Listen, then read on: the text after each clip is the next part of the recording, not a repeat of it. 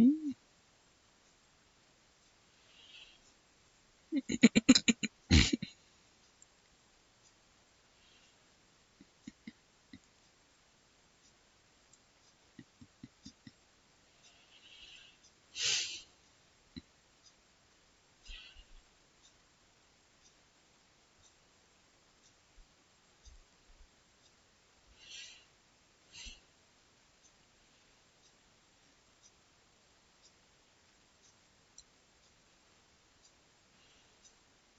don't know.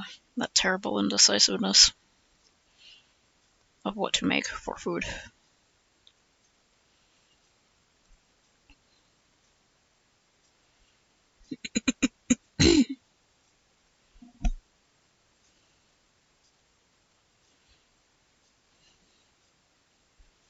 I usually just kind of toss stuff on, depending on what is easiest to make. And if I have my teeth in or not, but that's not exactly a universal system of measurement for that kind of thing.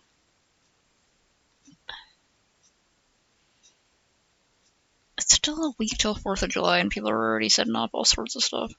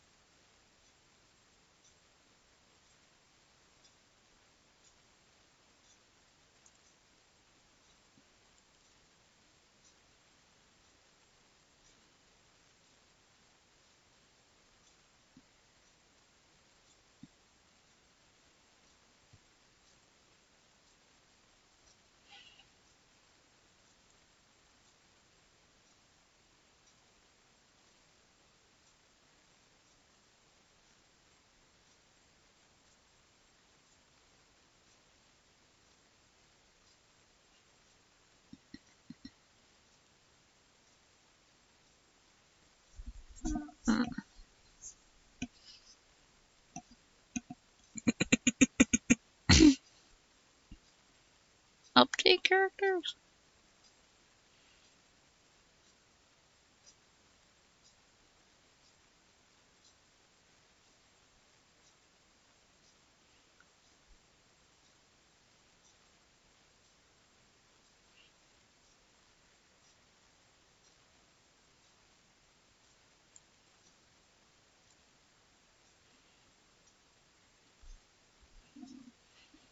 Oh, right. Doing like character updates and stuff. Okay. Every year I'm like, maybe I'll update my references. And then I don't.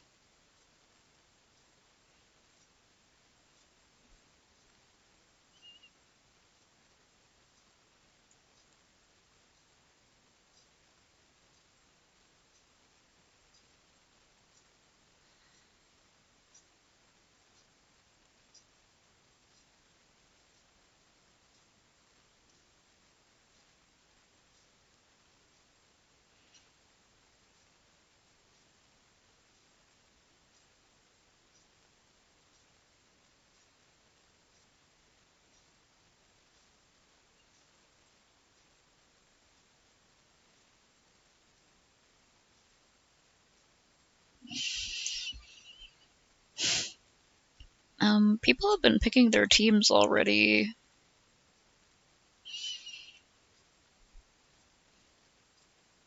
You can always, if you don't care which team you get on or you're not sure, you can click the put me on the team button on the website and that'll put you on the team. I can't remember if I joined yet. I might do usually I do like the choose for me, just in case it like needs to balance out the numbers. But I do think it would be funny if I went for Team Fossil, because I have, my joke about being like really old.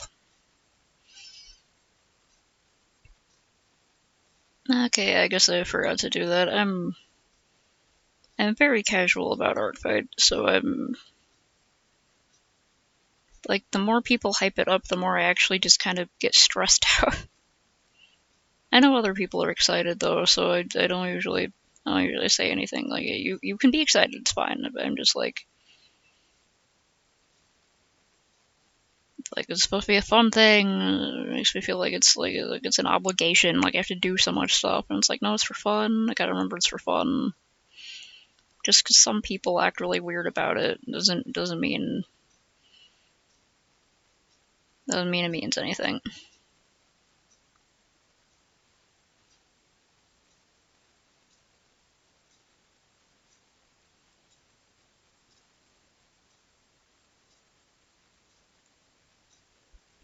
Do my usual thing where I look for characters with little to no attacks on them. And if I find multiple characters by the same person, they all have no attacks on them, then I'm putting them in like a mass attack or like a multi attack for the same person.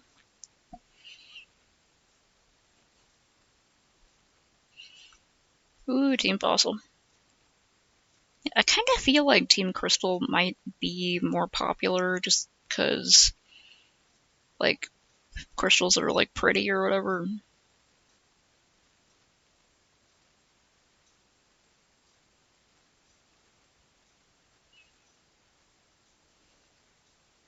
Like, I know sometimes it tries to, like, auto-balance the teams if you choose the random one.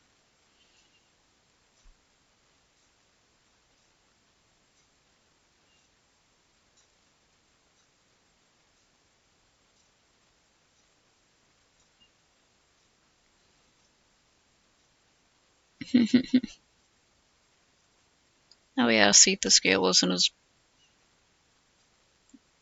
weird pale crystal body. Also, Steven Universe fans. Can't wait to see all the "We Are the Crystal Gems" memes. I'm assuming they've got to be out there.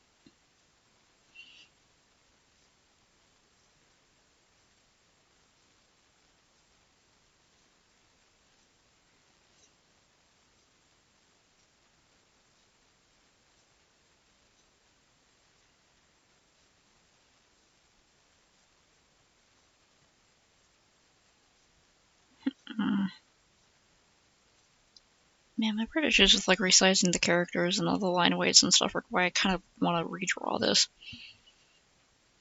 Like, at least re-ink it. Might use this inking as like a second sketch and then just, yeah, fuck it, you know what, I'm just gonna do it. I'm just gonna fucking do it. I need better line weight.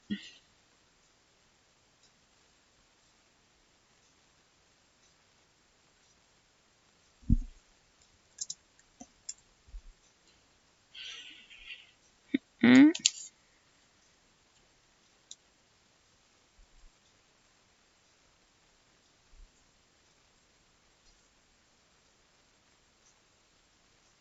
Yeah, I like how Steven Universe has more nuance. I like the sort of hopeful feeling of it.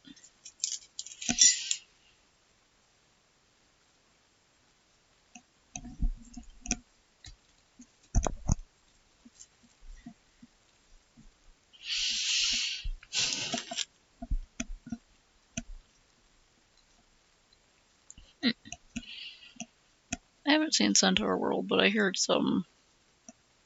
I hear from fans that it's pretty cool. I've seen clips and stuff, and Scalpi's told me a lot about it. I just can't stand looking at the weird centaur creatures. I don't like them.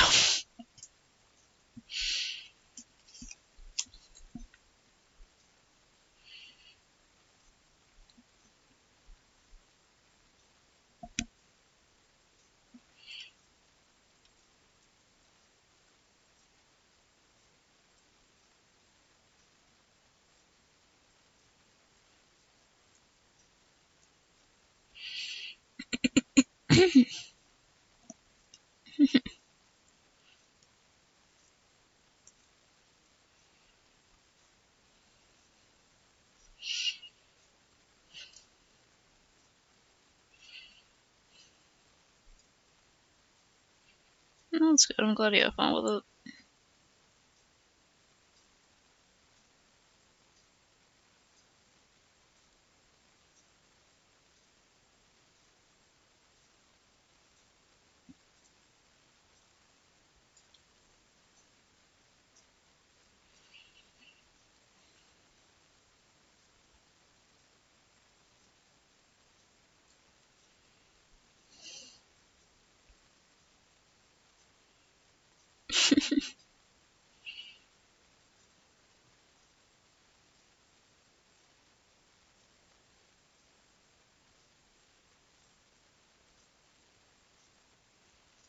Yeah, like usually I draw some of my friends' characters, especially if their characters don't have a lot of attacks, but I am mostly going to be prioritizing characters with no attacks, so I will check your page to see if any of your characters haven't gotten attacked yet.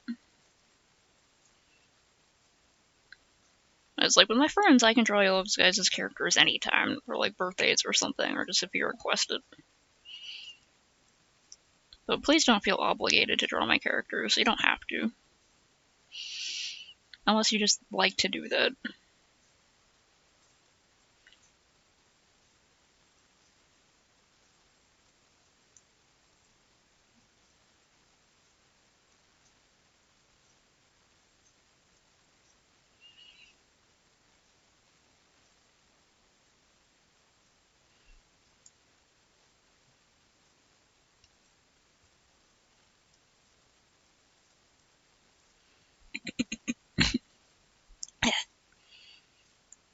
Okay, yeah, as long as you're just having a good time, you don't feel like obligated or something.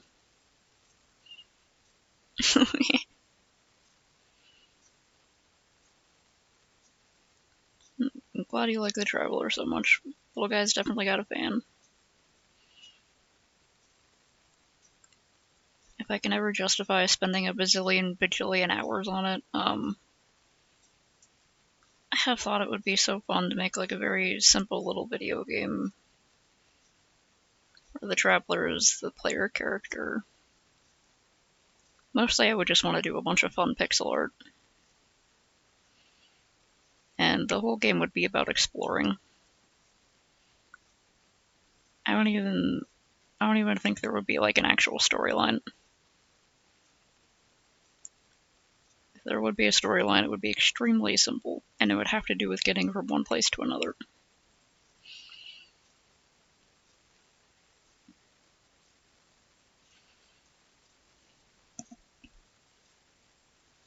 Yeah, it's just a little guy who just likes to travel and go places. So it would be like my favorite thing in like games like really big open world games, whether it's like Pokemon or Omori or anything like that, or like Earthbound, that kind of thing, where there's just like a lot of areas to go through. It's just like uh the fun environments and the wacky side characters and stuff like that. That's my favorite thing. It would pretty much be like nothing but that. Like that's just it. It would be weird environments and wacky side characters to talk to and fun places to explore and little secrets to uncover, and that would be the entire game.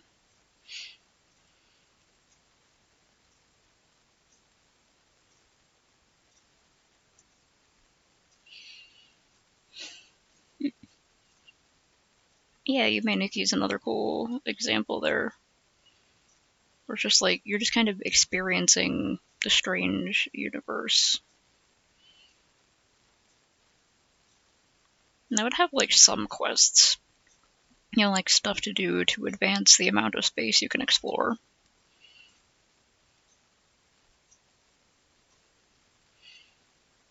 Like, you have to, maybe like a Snorlax type situation where someone has fallen asleep in the middle of the road and you have to help them somehow, and then they can get up and get out of the way so you can continue exploring. It is all in the service of continuing to explore.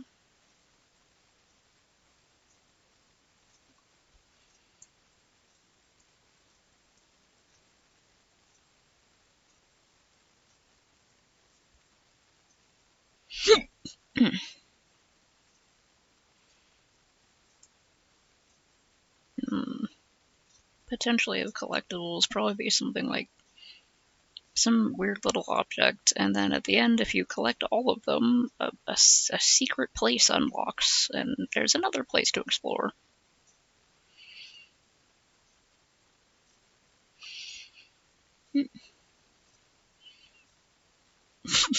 That would be extremely cute if I could figure that out.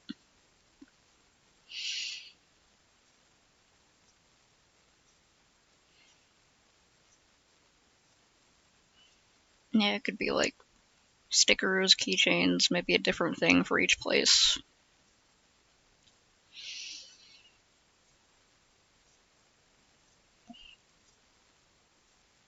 Watching Life is Strange video essay sounds like a very good use of time. I say that completely unironically. Sometimes you gotta compare other people's thoughts on a thing you like.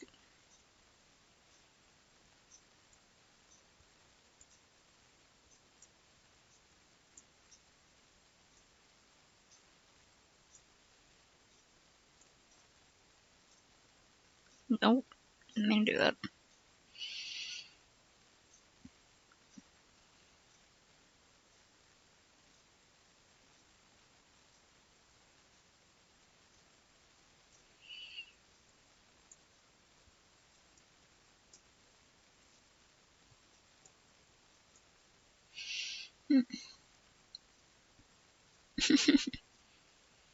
Yeah, since a bindle is usually like a flat cloth that has been folded up, maybe they could unfold it and put it on the wall, and there'll be like different stickers and pins all over it.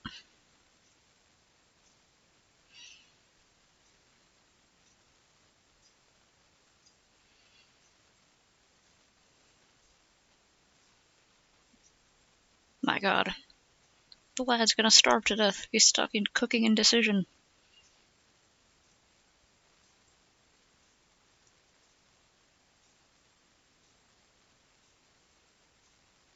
So, two off center. It is tilting kind of a lot.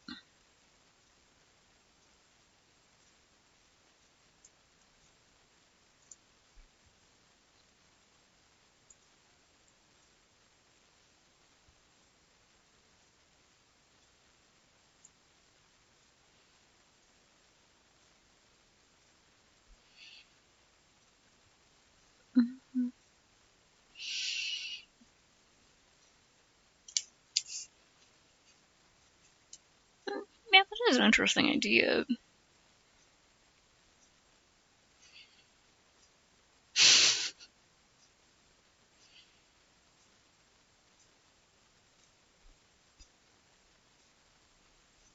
Oh yeah, I feel like having a map feature, because that might be useful for finding hidden areas and stuff like that. Because like this thing in like Metroidvania type games where if I'm looking at the map and like I was reaching to get a cookie, there's like little there's areas and there's solid lines for the places they've explored, and then there's this where the line continues and it is not solid. And I'm like, oh, there is a place there that I have not found. So like, if I could figure out how to do that, that'd be great.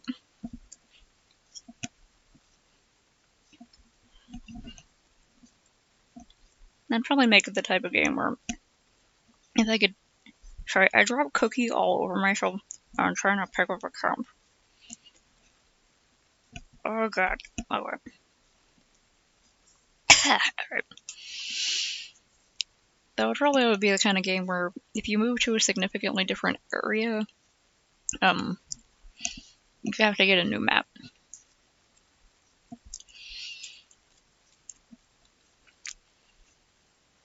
And there probably wouldn't be a specific type of currency, unless in a certain region there was a specific type of currency that he had to find.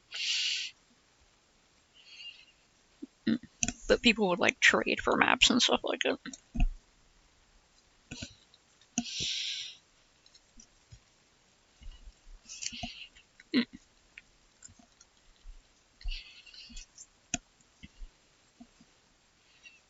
That sounds pretty good.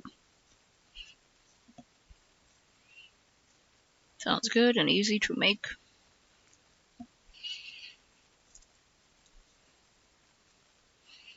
Oh yeah. Like if I was gonna try to go for like a realistic tourism kind of thing, it'd probably have some sort of like take a picture function or something, collecting postcards, getting souvenirs.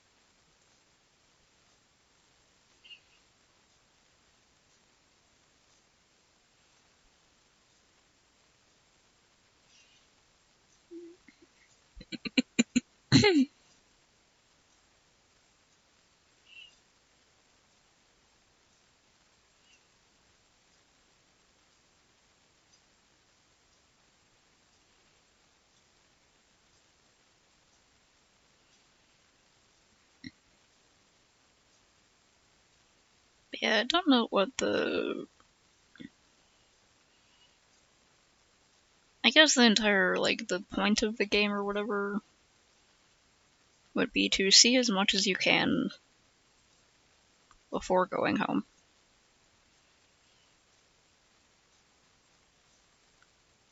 And if there were any players who said that that wasn't a good enough play thing, then they don't have to play.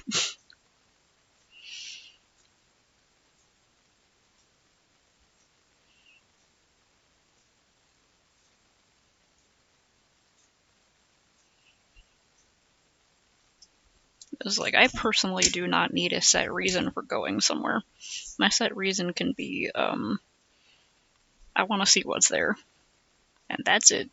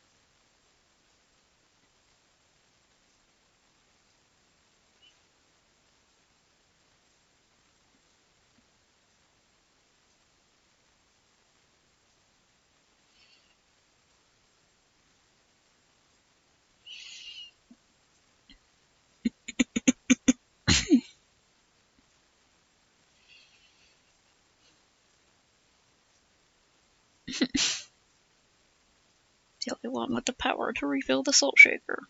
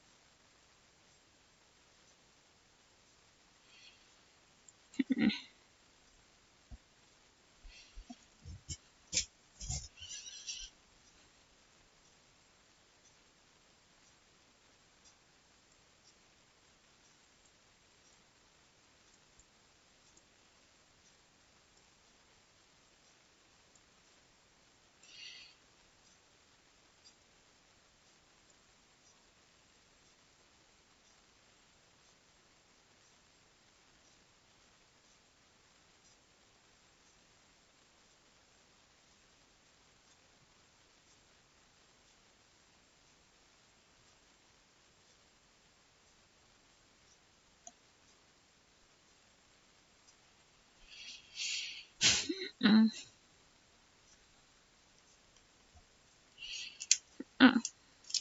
Just a minute. What the heck?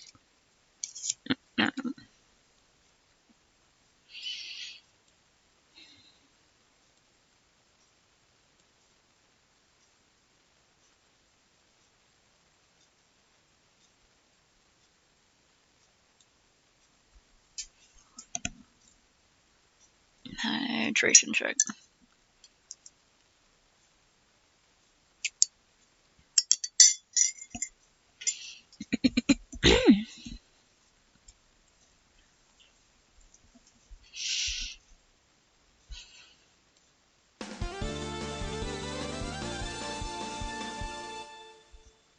So, after an excruciatingly long and busy January, I can finally sit down Remember. and tinker about with all the games that I got for Christmas.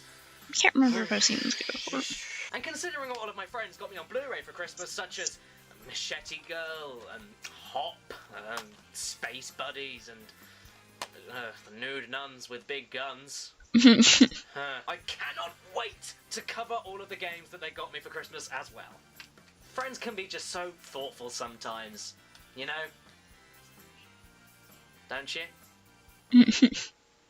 Don't you? Yeah. Don't you? Don't you fucking...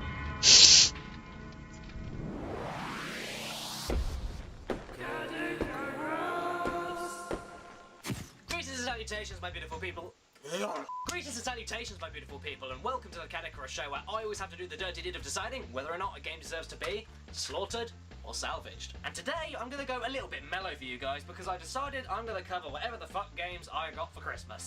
Yes, I know, I'm a little late for this by about 2 months. Yes, I know, nobody cares. And yes, I know, I wasted a perfectly good opportunity that I could have used to great advantage during a time closer to the holidays, and I'm a very shameless human being, and what did I do to deserve this?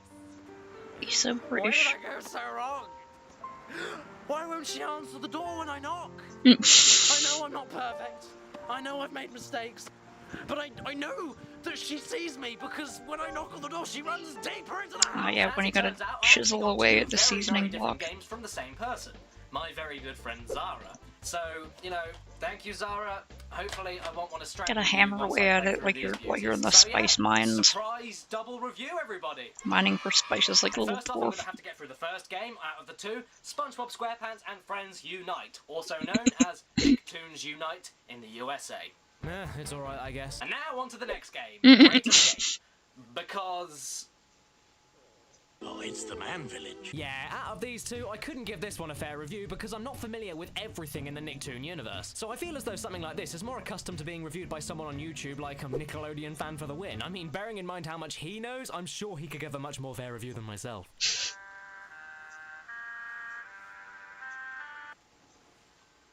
Hello? Don't do that ever again. I'm sorry. Anyway, just like every single movie ever made, and that's a fact, there are video games that are made for them. Literally. Every single movie. Look it up. I'm not even making it up. And The Great Escape was based on the 1963 cinematic classic World War II stealthy, classy, tense, and horrifically entertaining movie of the same name, starring Steve McQueen. And nothing else needs to be said about it. It's an absolute classic, and if you haven't seen it yet, why the fuck are you even watching this video? Go and watch it, you shits. And so, in 2003, the now closed down Pivotal Games took it upon themselves to make a game out of it.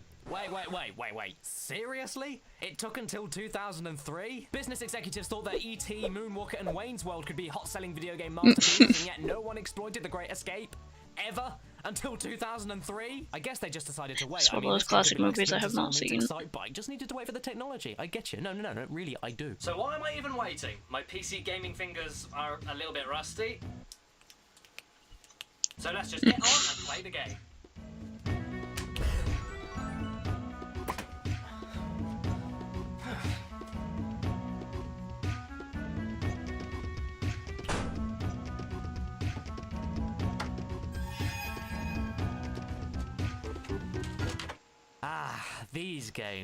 These games. Know what I mean? Those extremely okay movie license games that decently follow scenes from the movie, try their hardest to recreate those classic moments, get impressionist voice actors to try and reinvent those in the movie that passed away, and then added in with a few cool game mechanics. You know, a surprising amount of effort, yet somehow no Why effort is it so at all. I mean, before we wobbly? begin, Is the even nib the messed menu up? here is Oh pretty no. promising, and it even has the original title theme for Oh the no, movie. where'd it go? No bullshit remixes Oh my like god. Jaws Unleashed. For copyright reasons, I can't play you it just now, but believe me when I say that it's brilliantly uplifting. Then when you hit new game, it opens you up to a lovely plane battle over Berlin. Good lord, this is too fucking sensitive! Oh, where did it go?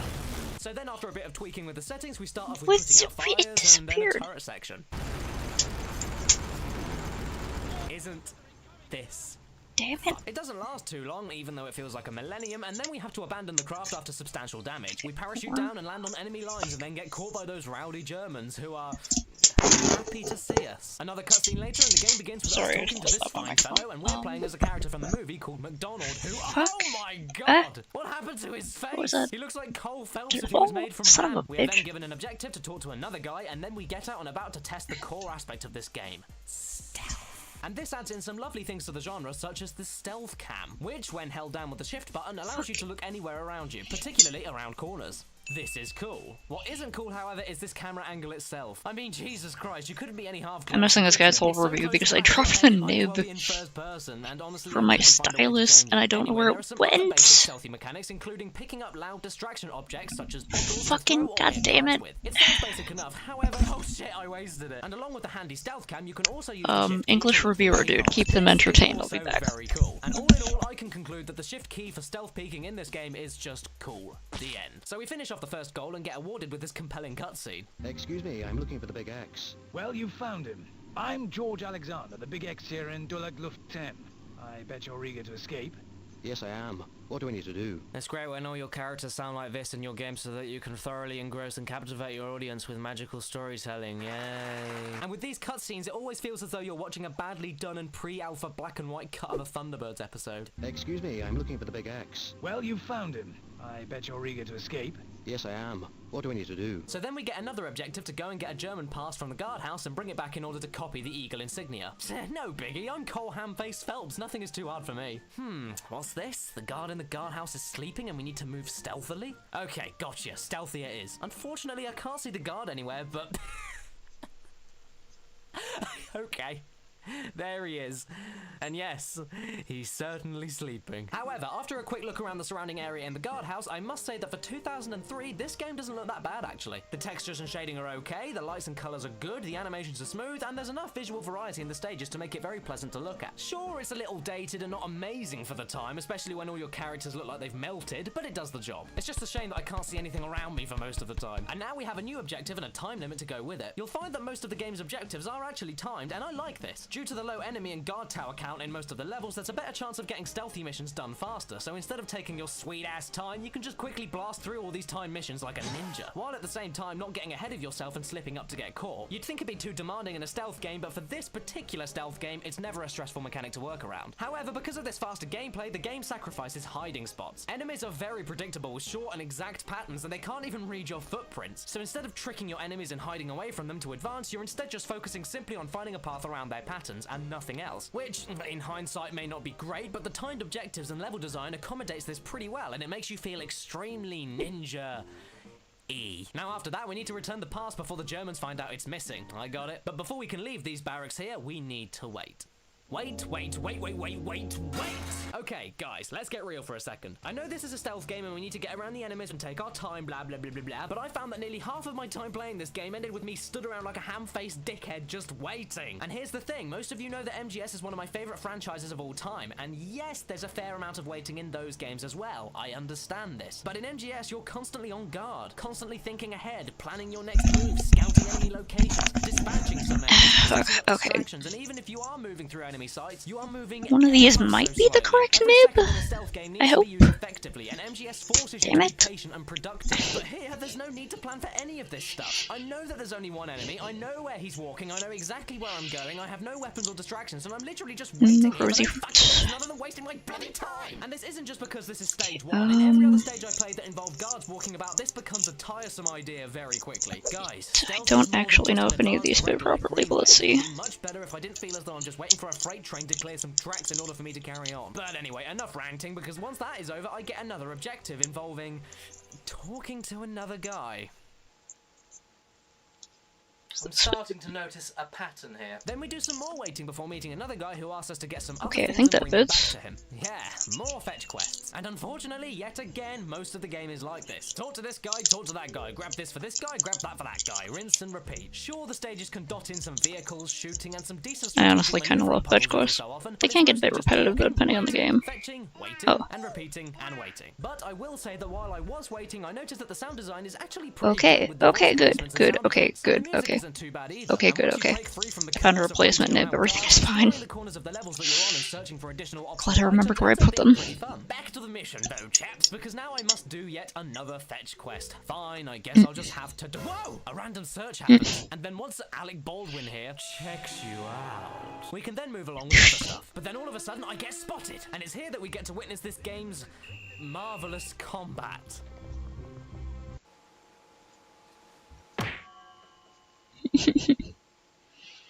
But unfortunately, all is lost as my story ends dead.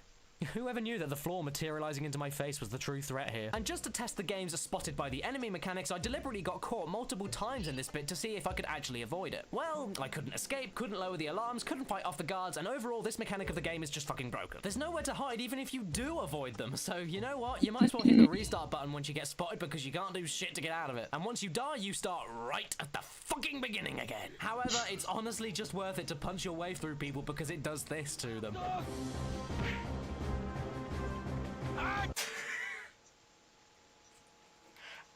And to be honest, guys, if you watch my show, you would know that I am not one for cheating on any game at all. But this time I feel as though I can make an exception because I want to use a level skip to see what else this game can throw at me. So, all we gotta do is go to the main menu, hold shift, and then key in Caught again.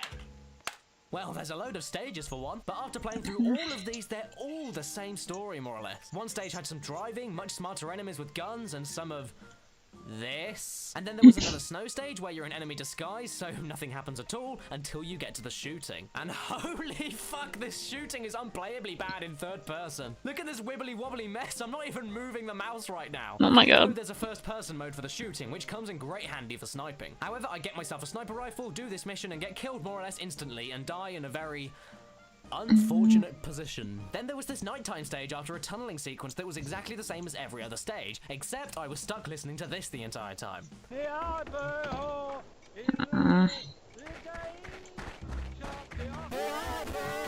Then I got got spotted, tried running and hiding to no avail, knocked up 2 guys Damn and then it. hit the other Okay, for some well, I guess I fucking just do reason, like a died, regular and one, I but it gave won't be up. the But right my favourite stage had to be this one here in a foggy airfield. stuff. And this map here looked handy enough, but... It's like obviously a different You down.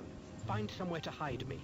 pen. Miserable fuck. And with God as my witness, I could not get past this pissing fence. I used wire cutters and tried crouching under it and literally tried for 30 minutes to get past this bit, but nothing happened. I don't know. How do I even do this? But despite all of these hardships, I absolutely have to try the last level. If you're familiar with the movie and you're familiar with the bike chase scene, it's infinitely, amazingly, incredibly famous.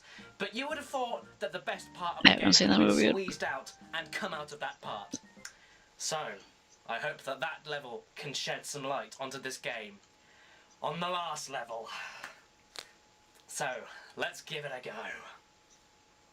What the fuck? Shit. Holy shit.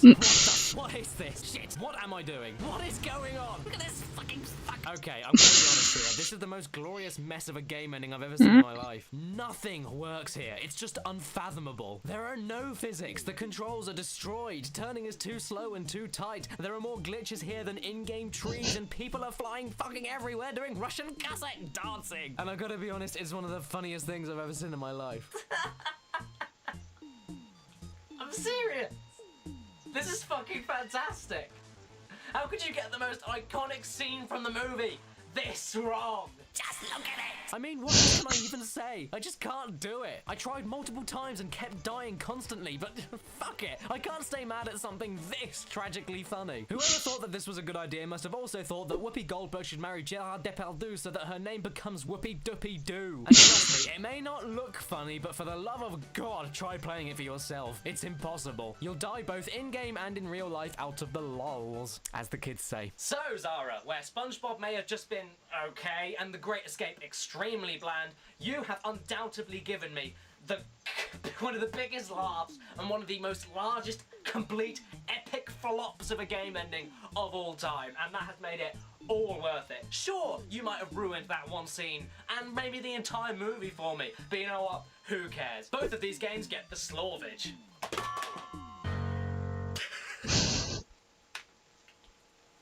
As I was saying, both of these games get the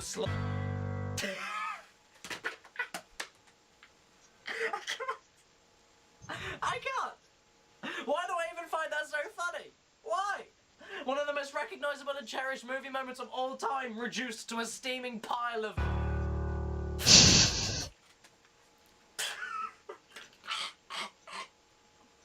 That's it! I give up! No more! I quit! You hear me, world? I give up! You win! I never even liked Capri It's a bit Sun. small. I'm So a liar, a fraud, a charlatan, a fake. You will never remember. No one will. I promise I will make the people choose. Rise above the treachery. Catch Wilson with his trousers down and fight our way to the end of days. I swear, we will win, and we shall overcome the disgusting taste of frozen yogurt. I don't fucking... Hello there everybody, and thanks very much for watching my stupid review of The Great Escape. If you enjoyed this video, then please don't forget to hit that little like button, and if you want to see what I do all the time and keep up to date, don't forget to subscribe. And also I have to give a big thanks to Jimmy, also known as Nintendo Fan for the Win, and he gave me that great little bit of footage there just for me, and I'm very grateful. And so here is his top 5 GameCube games video on the right hand side. Go and have a look, you will not regret it. You can follow me on Twitter, like me on Facebook, and even buy t-shirts and posters from me, and the links are all in the description. And as always, if it's your birthday today or watching this video, then happy freaking birthday to you, and please remember to stay beautiful. Thanks again for watching, guys, and I'll see you all next time. Just don't do that. Don't. Do not. Just stop. No. No. Stop it. Swear to fucking God.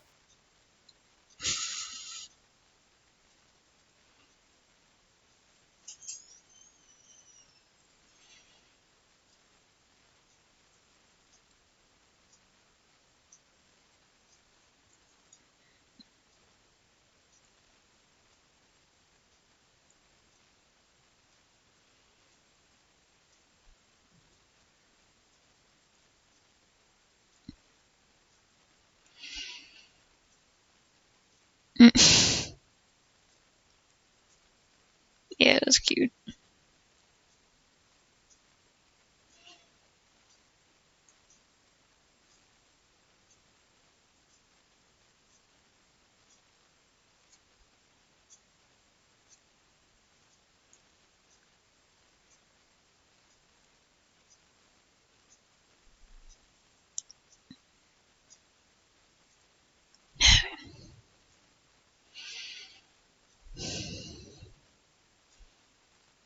Yeah. The fashion. Oh yeah, I watched this person's videos.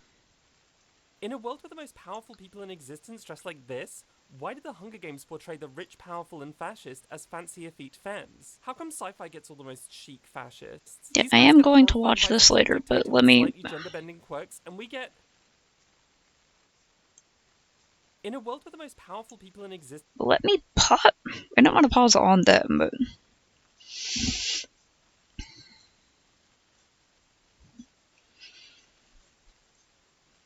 Yeah, this is by a leftist bread tuber, so it's it seems to be about how feminine men are always used as like the scary villains you should watch out for.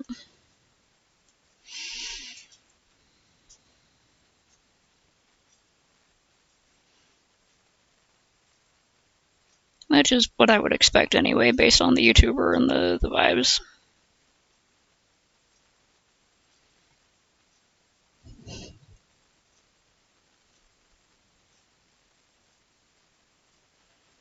Yeah.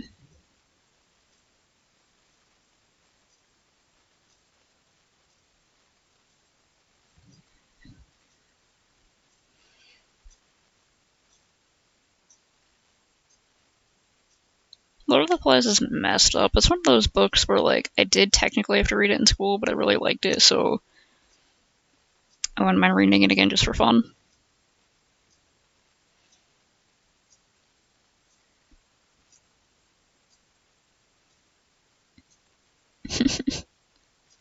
Poor Piggy.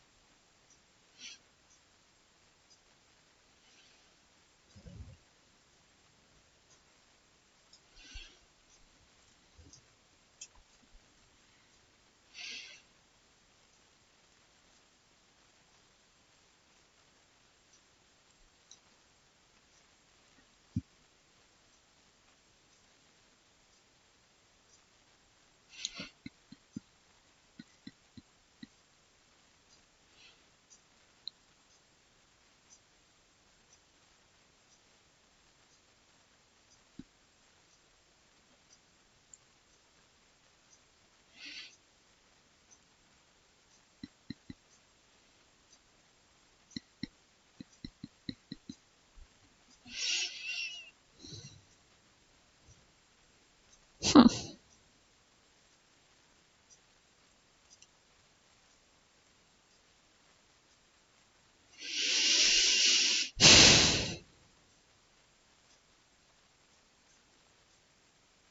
Is that...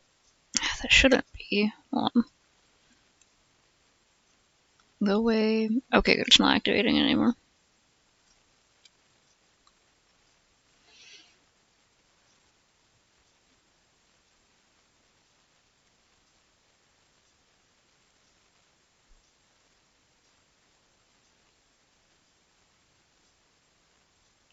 Mm.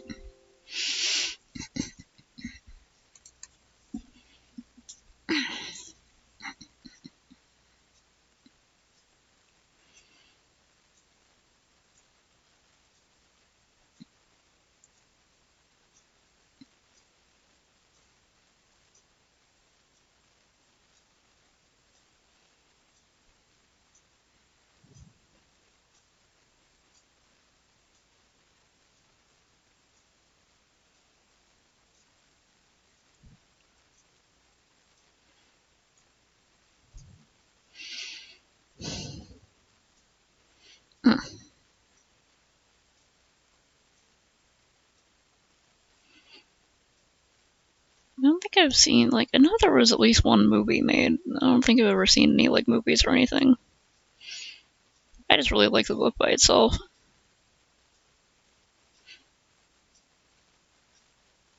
Probably because it was really fucked up.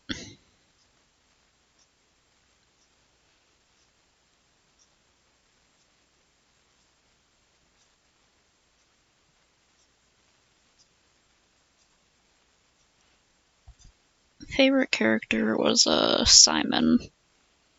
I can remember his name. Yeah, I can't remember freaking anything else.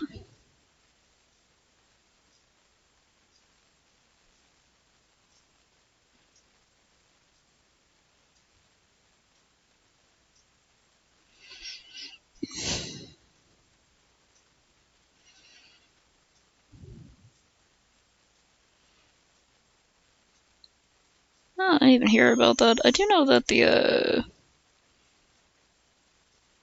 I didn't really keep up a lot with the Hunger Games. But apparently there's like some sort of like evil ruling class that's like really frou-frou.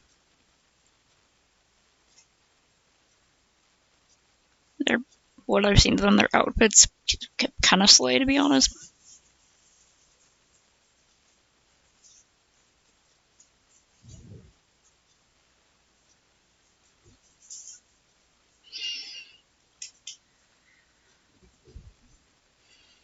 I don't think I ever read Native Son.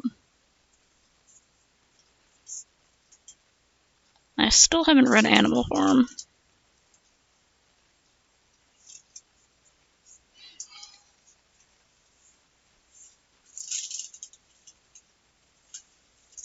I'm trying to get this the slightest curve, but whatever.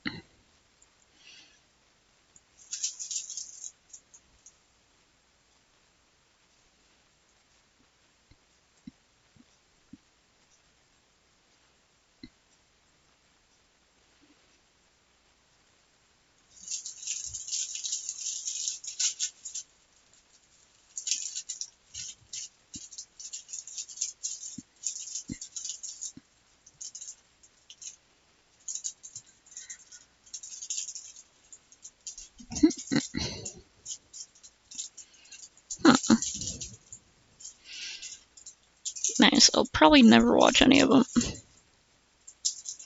Sometimes if I just like really like a book, I'll be like, yeah, I don't need to see any other adaptations. The one in my head is perfect.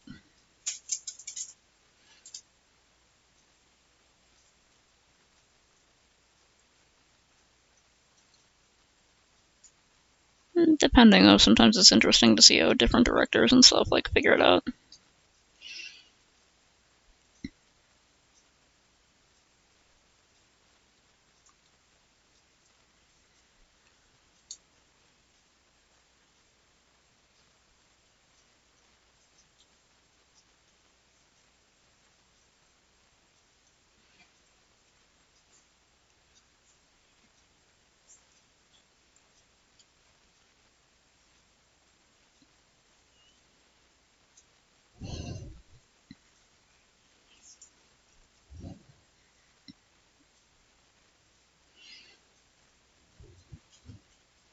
I read that in a robot voice.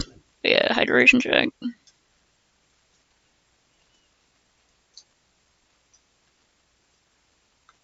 Mandatory calibration of dihydrogen dioxide levels.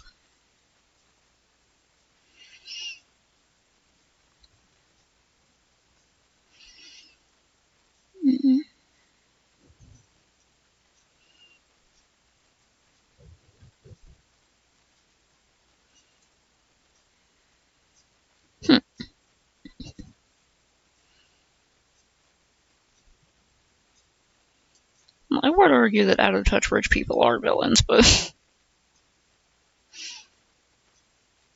Huh. Interesting. Yeah, I know... the only thing I know about Hunger Games is it was really popular for a while, and there's a character named Katniss, I think. So, yeah, Catnip. Pretty sure it's Catnip. Okay, Catnip Evergreen, thank you very much. I'm sure she does so much weed. That's probably what the character name is in reference to. I have to assume. Oh, sweet. Okay, Hunger Games is a lot more interesting than I thought about. Okay.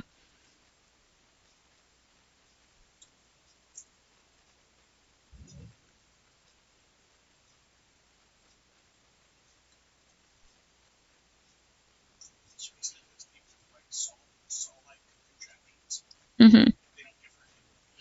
Oh, fuck, dude, that's crazy.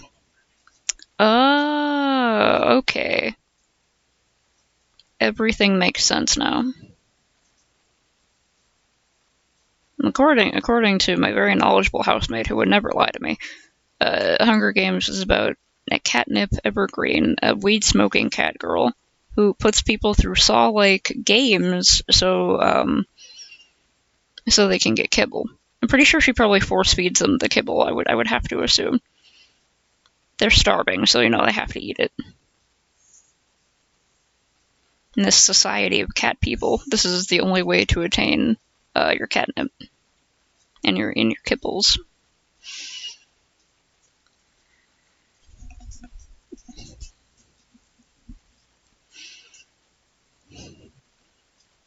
Okay.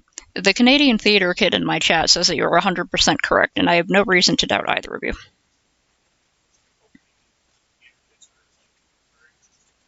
Oh, yeah. A Canadian theater kid would never lie. Oh, yeah.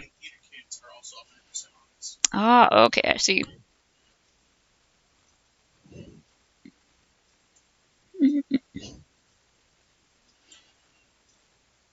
Uh-huh, uh-huh.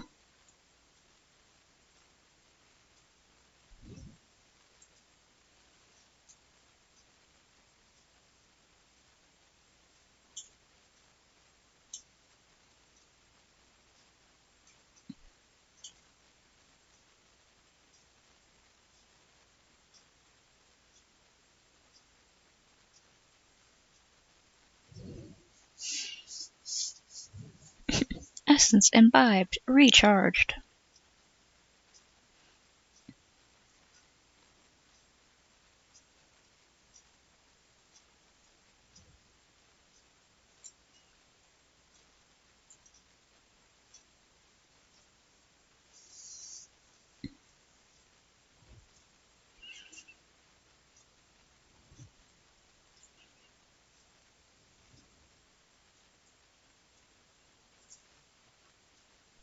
Okay, I think it was the old nib that was causing my lines to be really wobbly. So maybe it's fine that I suddenly dropped it in the middle of working on something, because it made me remember where my old ones were, and I finally changed it out.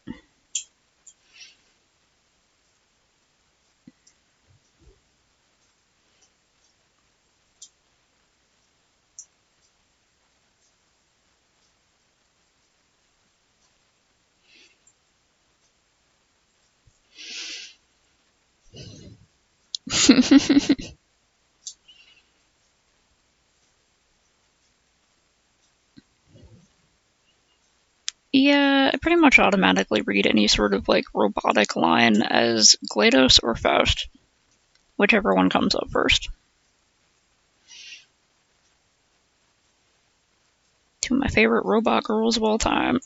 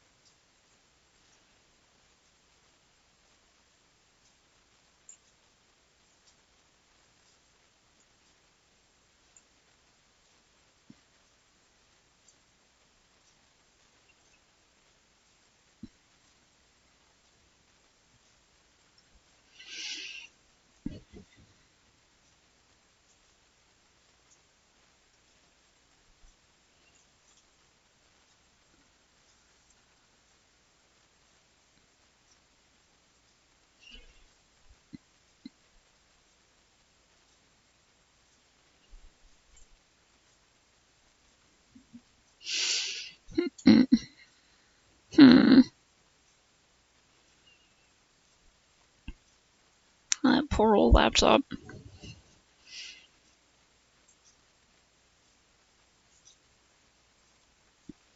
Man, I'm like not looking forward to eventually having to get a new laptop. Sometimes I'm like, maybe I could get a desktop. Maybe I could, run more powerful games. And I'm like, but I can't lean back on the couch with it. What is the fucking point?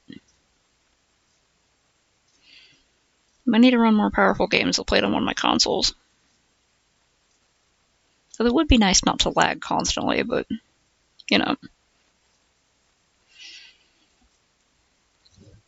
Yeah, I gotta spend money, and, I don't like, because usually I just use Windows. I might frickin' learn to use Linux or something if I have to use goddamn Windows 11. Because my dad has it on his computer, which I often have to go help him with stuff, and I hate it. Windows 7 was the last good operating system.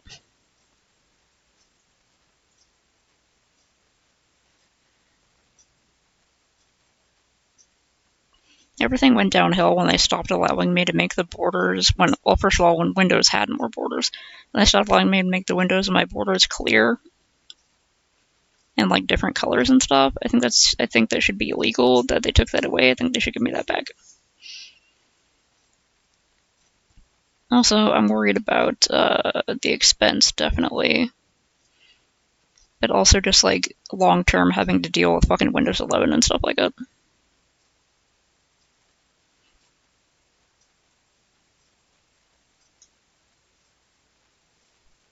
Maybe I could figure out how to install Win 10 or fucking even Win 7 or something onto a newer machine. Don't know how, but I don't know. Maybe someone's found a way.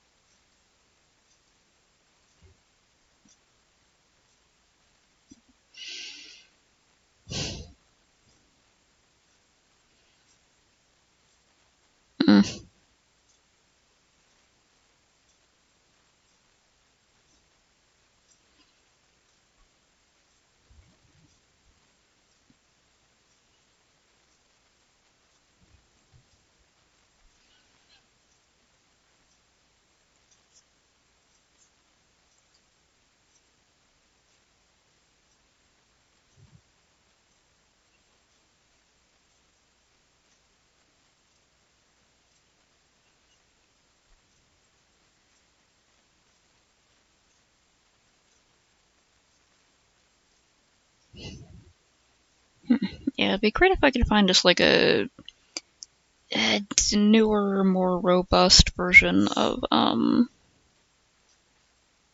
it's a little wonky, but it's not too bad. A newer, more robust version of this laptop I have right now, because I really, really like being able to do digital art by drawing directly on the screen. It helps a lot. I'll go back to using a tablet if I have to, but this is just too nice.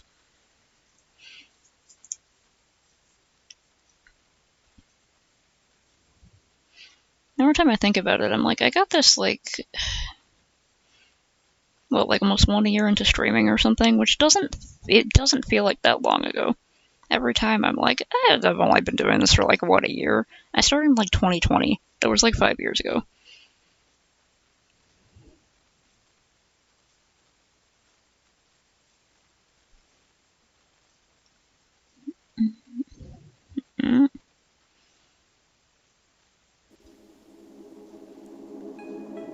Oh, hell yeah, Paper Puppet Kazoo Theater.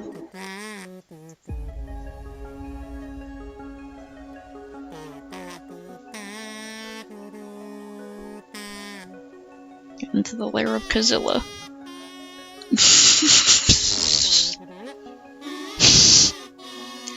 Spinning around upside down in the background.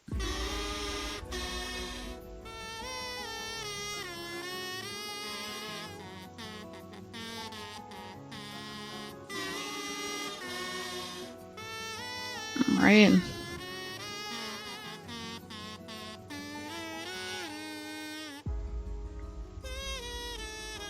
Must be babified for her own good.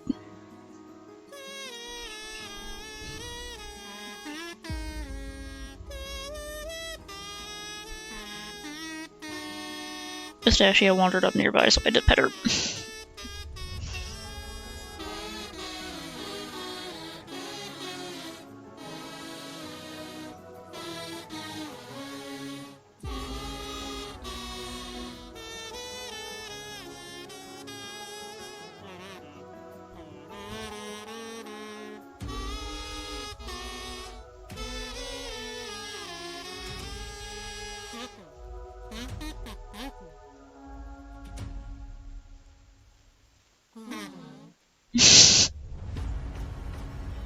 Bzz.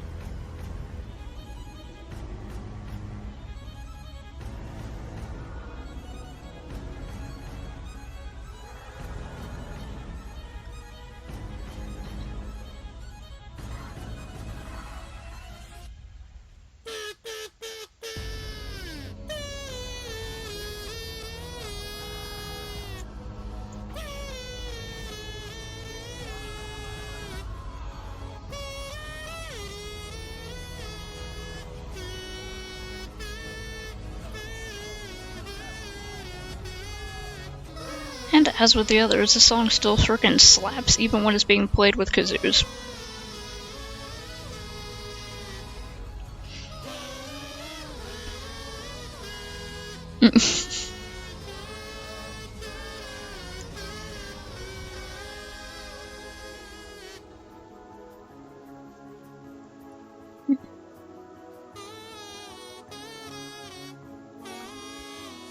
Hold on, okay.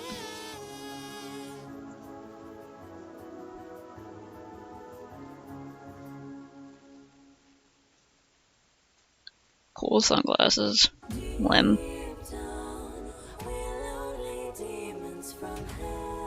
Captain, something approaches. Modesty t-shirt.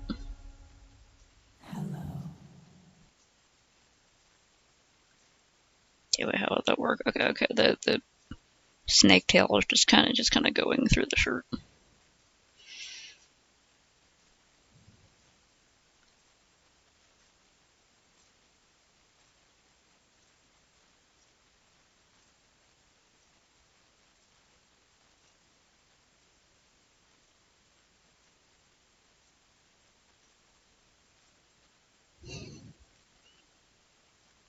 And there's a big chunky fluffball cat.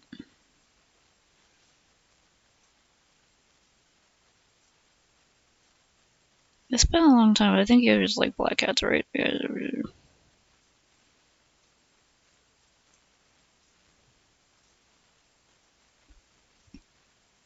There you go, artist rendition.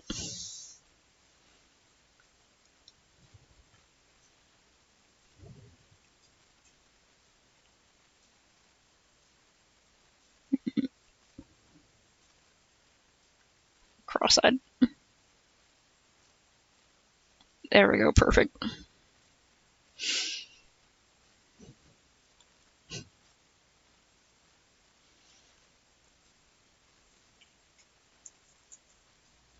And there they go.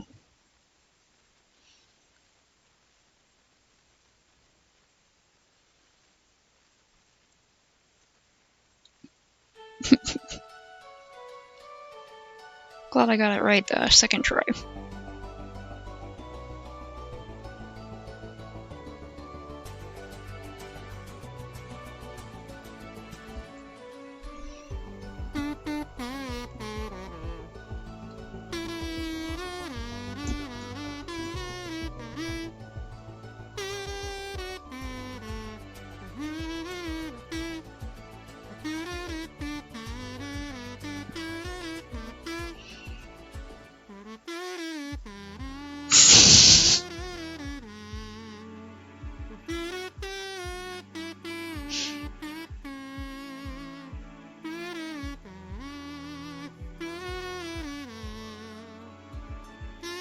Frickin' cats. 1 second they are a baby, the second they're whirling mass of dangerous claws.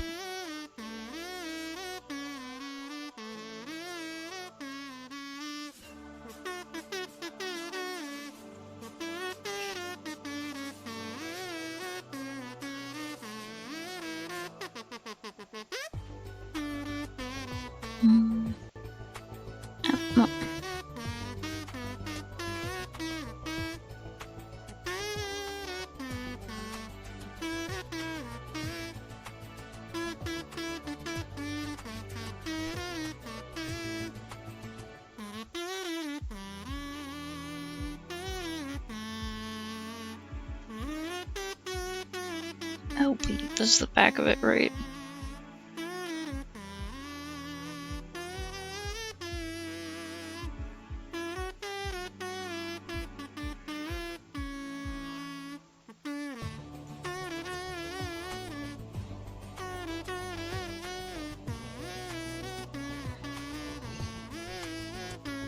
Hmm.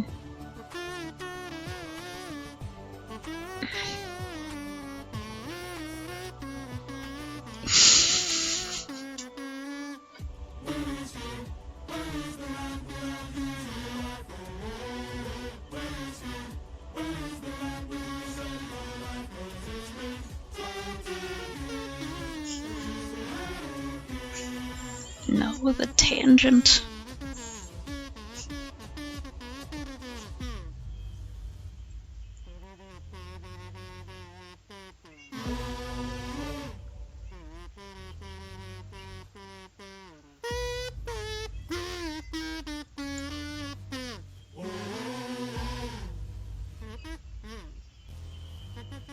Oh, is that the Neum video? I love the Neum video. It's really good. Neum.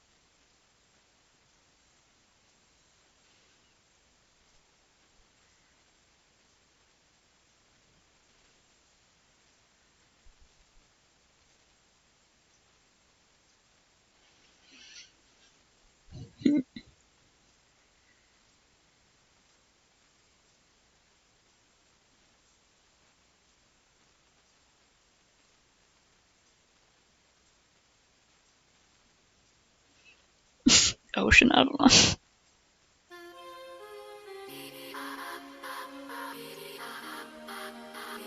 Kazoofering.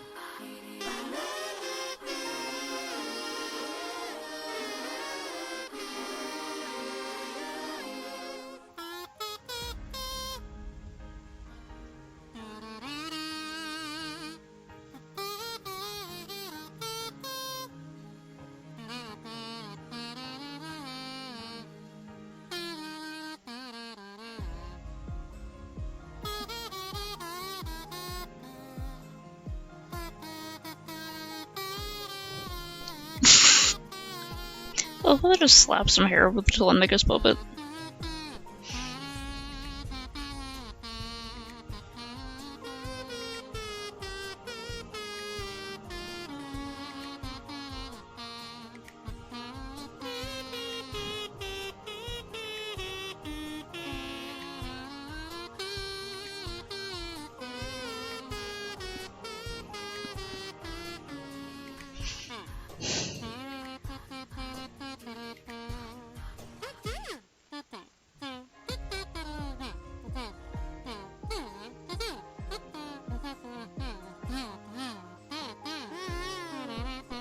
Oh no!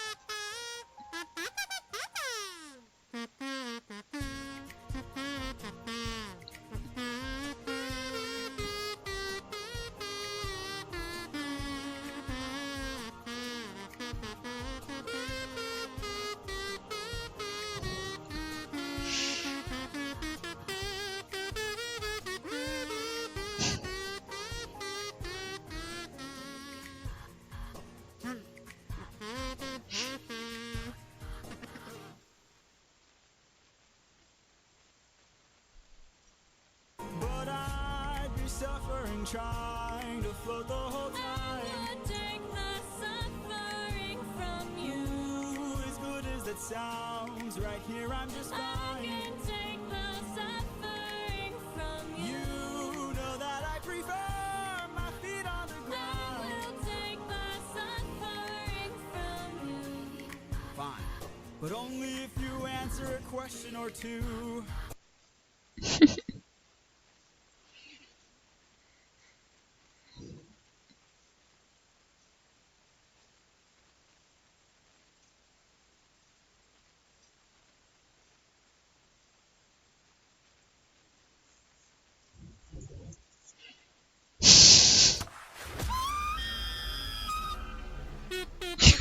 Freaking kazoo shriek.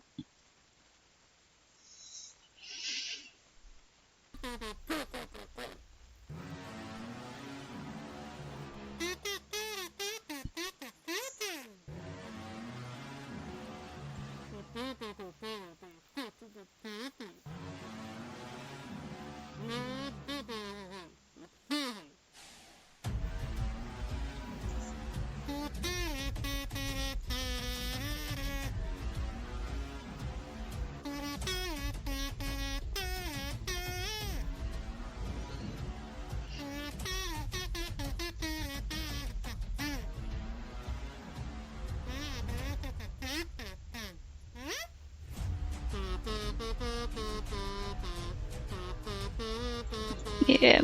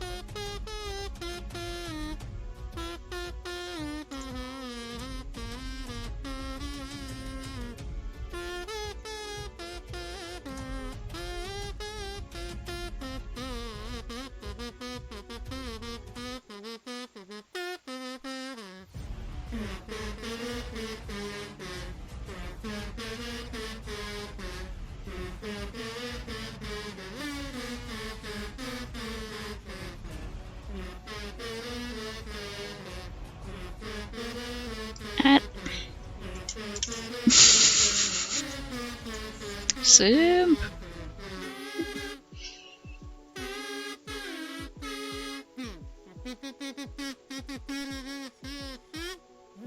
Heck.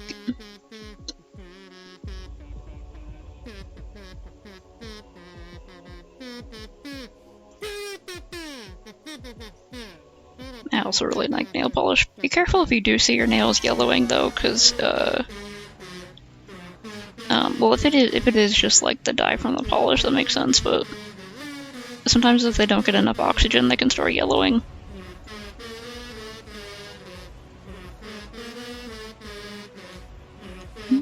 Oh yeah, I guess I can still use the straight line tool.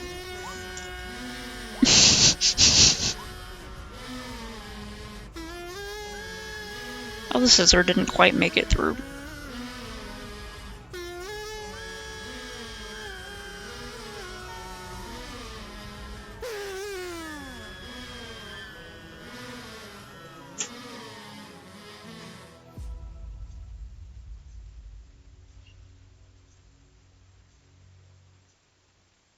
Dude, what is all that? It is pretty messed up. Oh my god. Odysseus Kazoo puppet. The carnage. Do you have any idea how long it took me to draw those? It took me hours of research and second guessing and like deciding should I do wings or should I do tails before eventually deciding to do both to keep everybody happy. And then you just cut them in half. Gosh darn it. I'm very disappointed in you. Oh.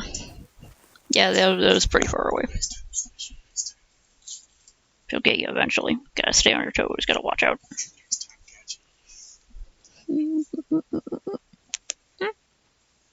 Bothering the cat. It's good for her.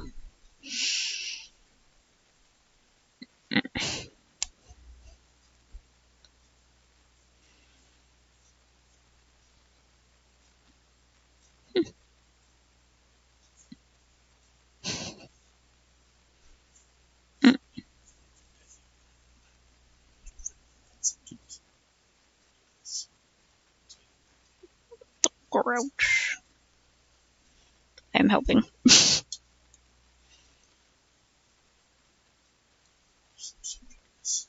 Yeah, sometimes she's okay with a little scritch.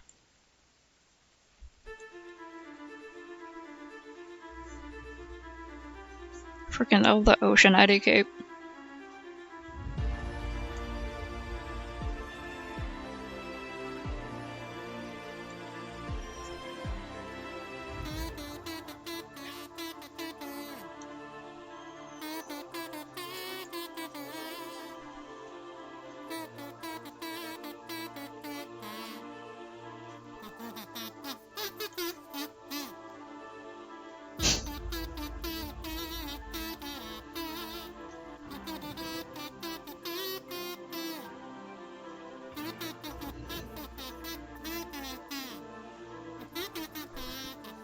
Yeah, I think they were kind of like trying to send a message to Poseidon or something.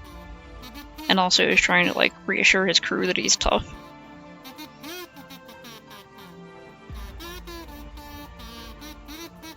I don't know if it's just me, but I do feel like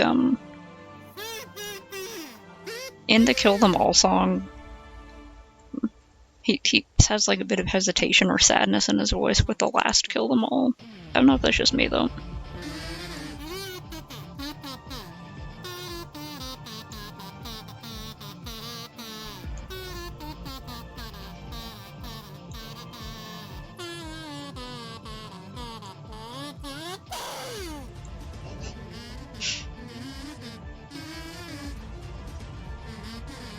Like, they killed another crew of sailors going by.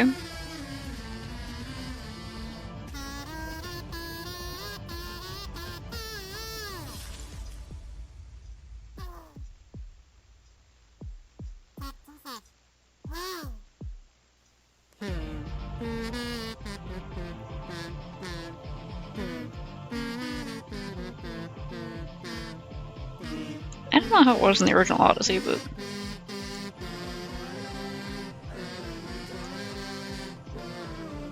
I always felt like it was mostly Odie trying to assure his crew that he hadn't gone soft or something. It had that kind of feeling to it.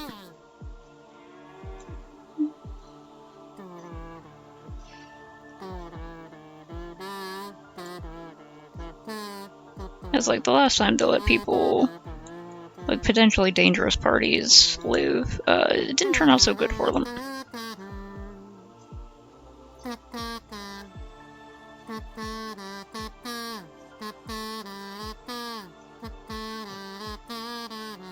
Oh yeah, they could have just killed them. Instead they cut their tails off and let them drown. It's pretty fucked up.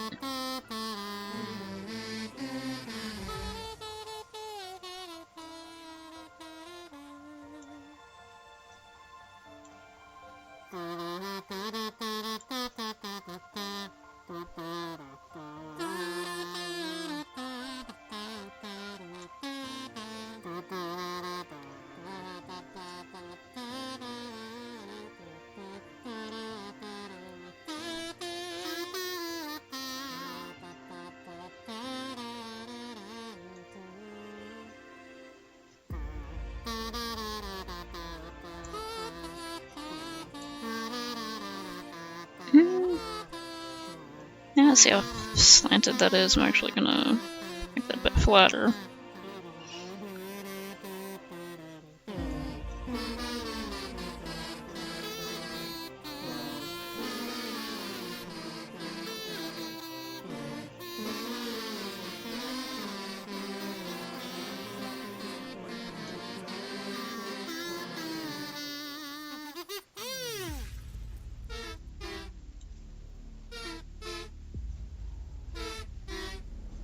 Yeah. Nice! A really long video essay about a series you really like.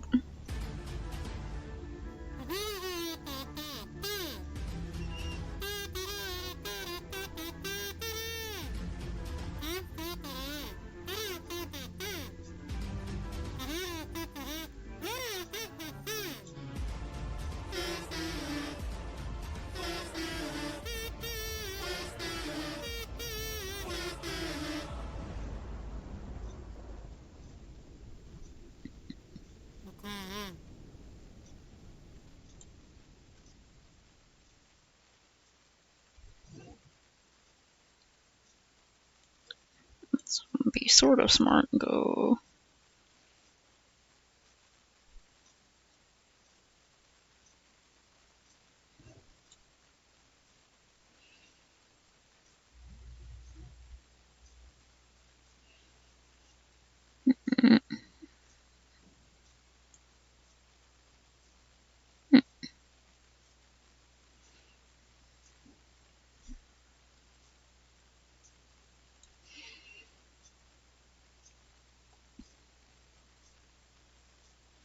Yeah.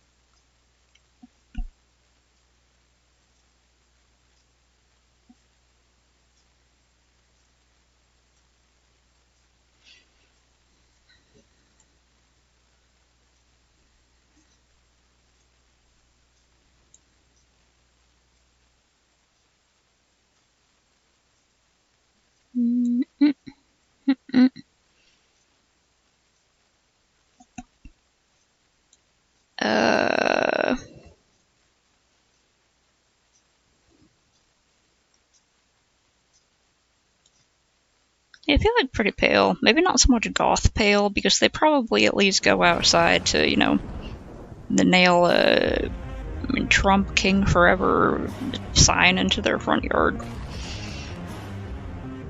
And probably go outside to, like, harass the Latino guy they get to mow their lawn every Saturday, who they had to replace the other Latino guy who got deported. So, like, I feel like they would have a little bit of color, maybe, like, weirdly pink, like, a little bit too pink.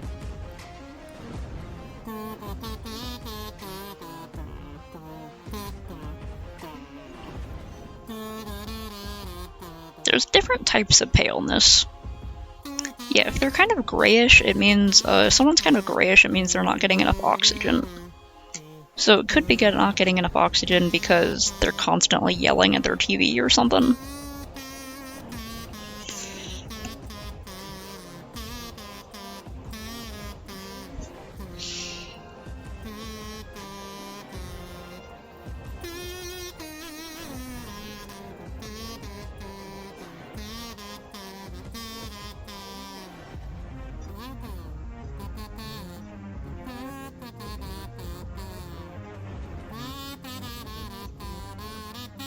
I wonder what, his name's Luke or something, right? The guy who voices Zeus.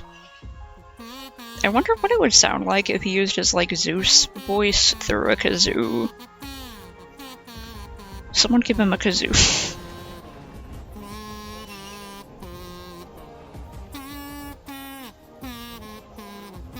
Yeah, sometimes when people are, like, really, really sick, they can actually get kind of, like, greenish.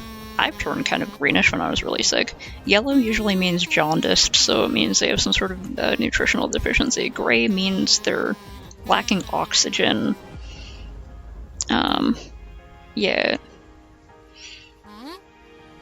I think if you want to make something look really gross, like just really gross, they can be sort of like pink pale, whenever they look kind of like their skin looks too delicate. Like,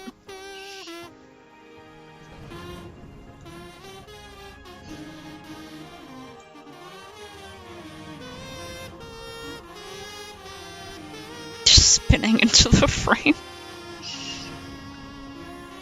That is a really good way to show that, though.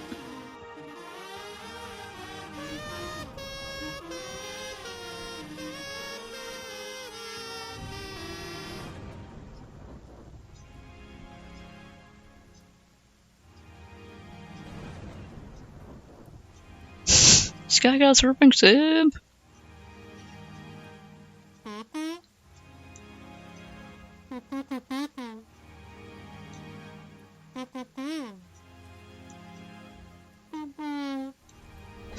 The sadness.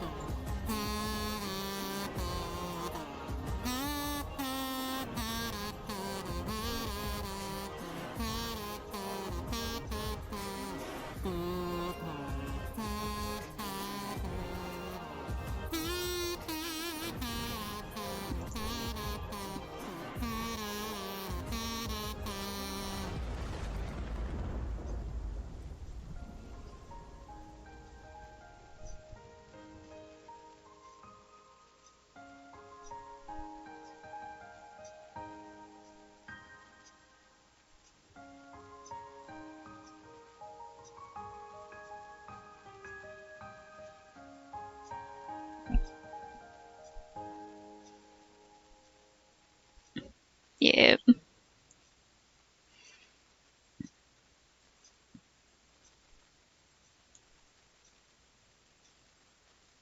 But this window at least, I'll probably just copy paste it.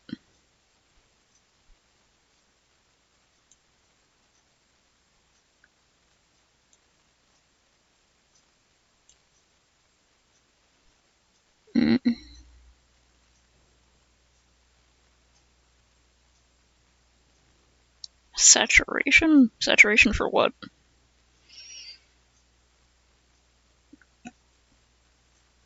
Because if you're making someone like really pale and sort of gross looking, you want to go pretty low saturation. I mean, like, I don't know how, like, what type of gross you're trying to make the guy, because he's one of your trolls, right? A troll leader. So it's probably pretty nasty. But, I don't know if there's another good word for it, but in the doll modding community, body blushing is very popular. It's where you add a bit more pigment near, like, the knees, the nose, the cheeks, armpits, around the belly, stuff like that, to add slight variation to give the body a bit more depth and also make it look a bit more alive. You could go for a really gross look by going with like a really pale color, then adding in like a slightly more saturated pink or yellow or however gross you want to make it in like the creases. Any creases and skin folds you got going on.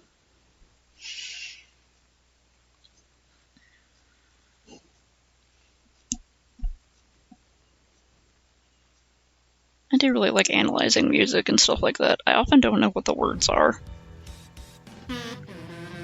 So if I tried to explain, like what I was trying to analyze, I would sound like an idiot, but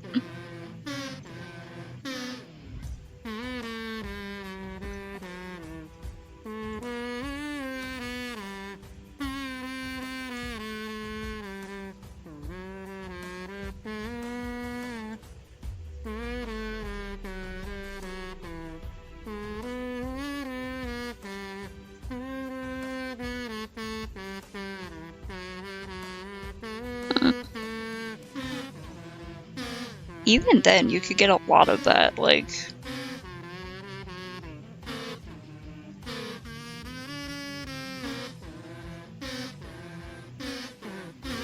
Yeah, like creases of the mouth and eyes, sides of the nose, like if you've got arms, you've got like, you know, like the creases around the armpits and the, like where the elbow, like, smooshes into the bicep, depending on how you draw that, between the fingers. Also, if you want to make him look gross, add like a bit of shininess, like make him look moist.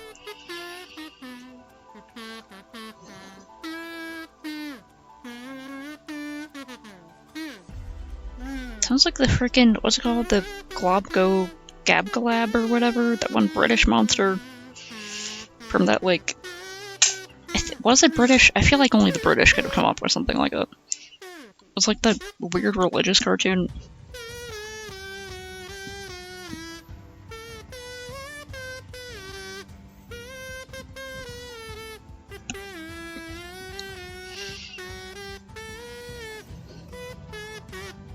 Yeah, I'm having a hard time describing what I'm saying, so let me, like.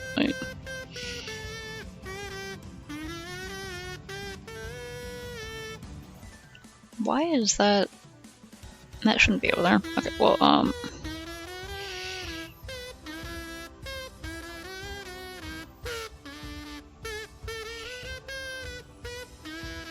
let me go with like a real.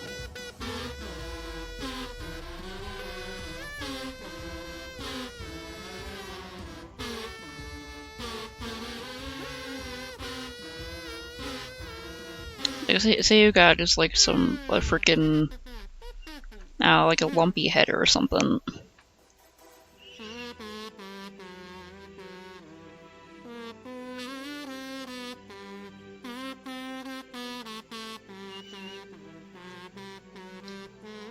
Drop the double bass, a lot of clanging and like strings twanging and wood breaking.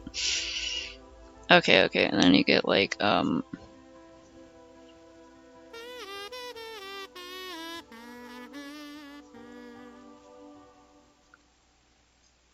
like into the sort of creases.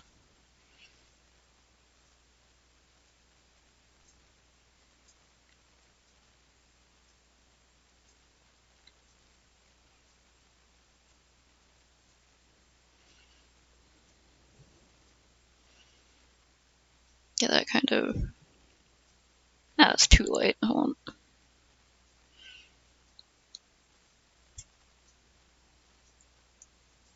Not light enough.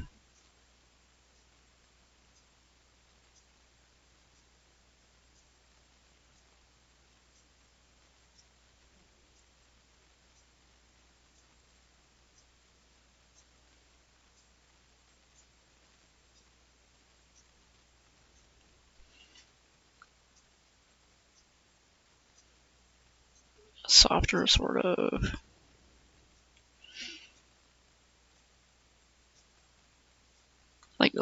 Like, do you see what I mean? Eyes, and then like.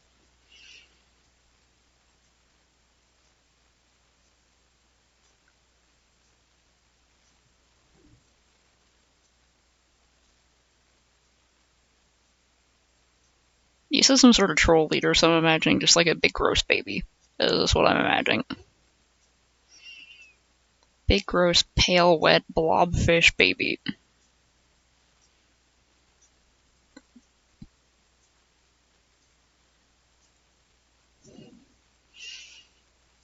Like, do you get what I mean? I hate looking at this even though I'm the one who drew it.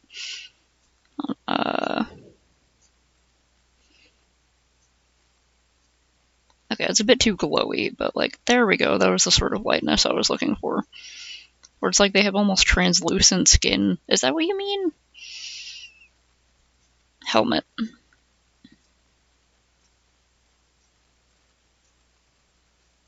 It is, it's like a kid's helmet.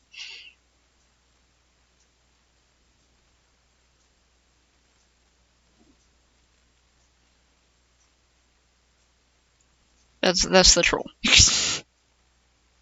It is making me uncomfortable now, and it will go away. There we go.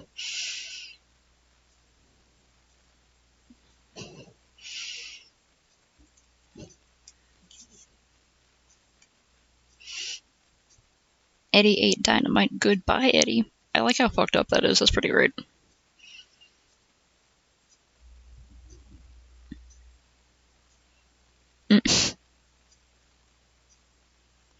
Yeah, like, I was just trying to show you what I meant with the colors, where it's like really pale and sort of shiny with an almost translucent feeling to it. I feel like that kid's like.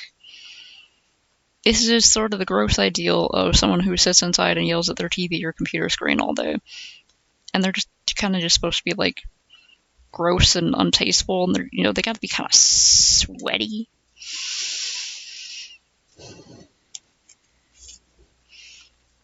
Just kind of wet, a little bit moist. You gotta get the. Think about if the word moist was a person. I think there you go.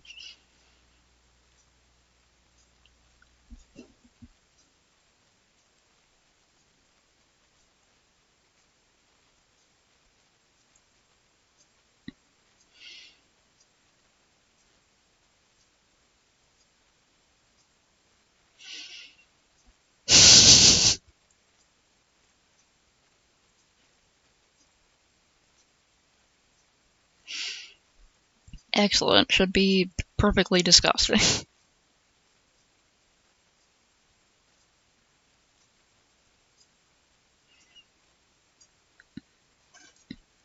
Jesus. Freaking firework jump scare from outside.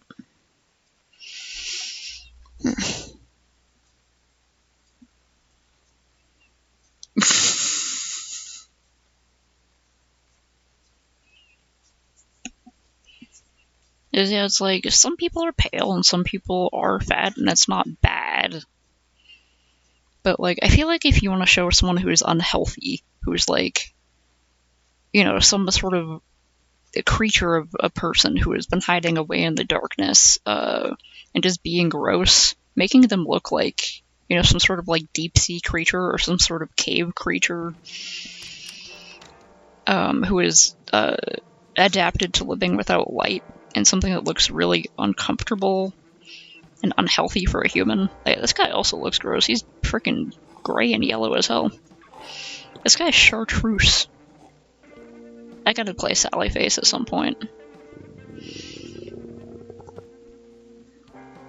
Yeah, like Gollum. Where he's just like a nasty little cave creature who's just kind of wet and pale and like gross.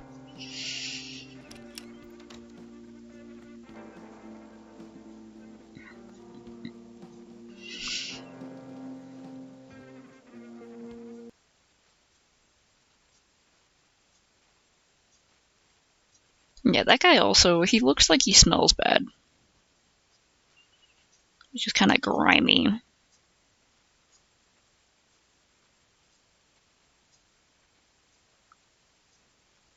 Grimy, gross kind of person. Looks like he is actively growing algae in his skin.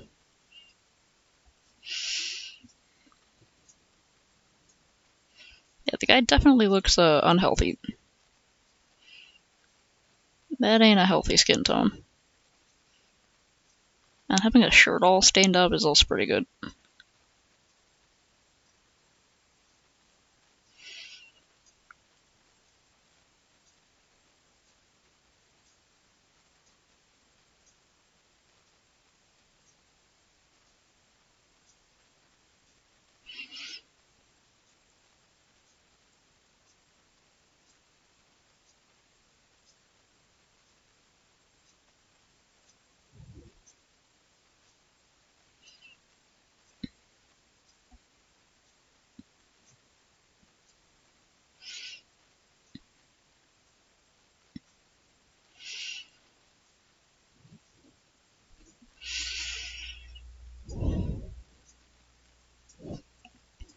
Oh boy.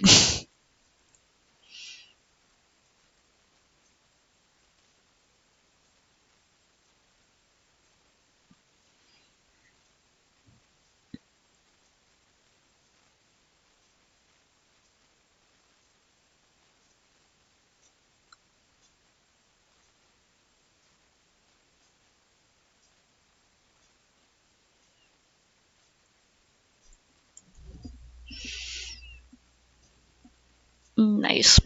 I only know a tiny little bit about Sally Face, but I definitely want to play it at some point. Well, yeah, you can try out your sort of color ideas on that. See if it looks gross enough.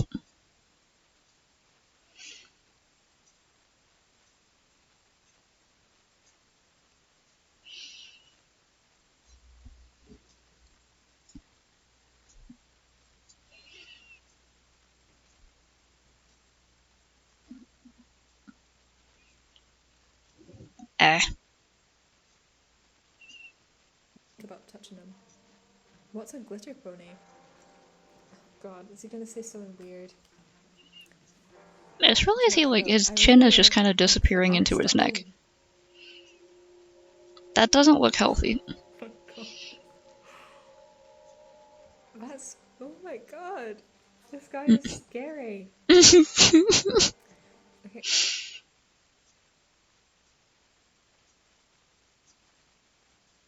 Yeah, because that guy is pretty gross.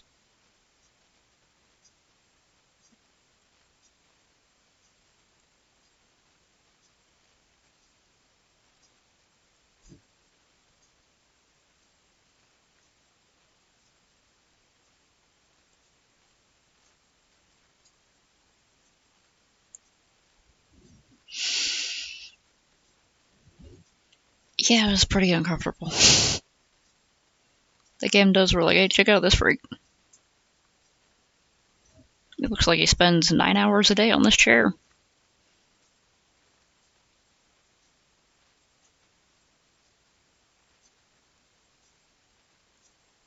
Not even because he has to.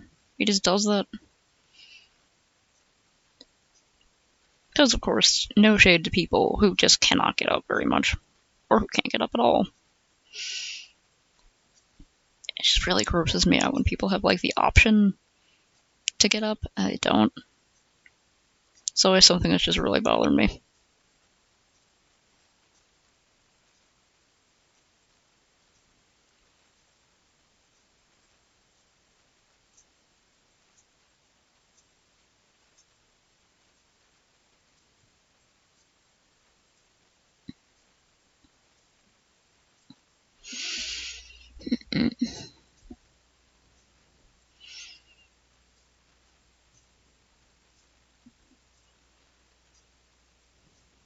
Cool.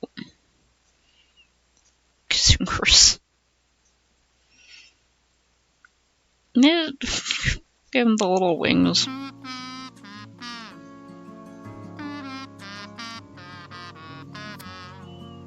Yeah. I'm glad that you take walks and go to the gym and stuff.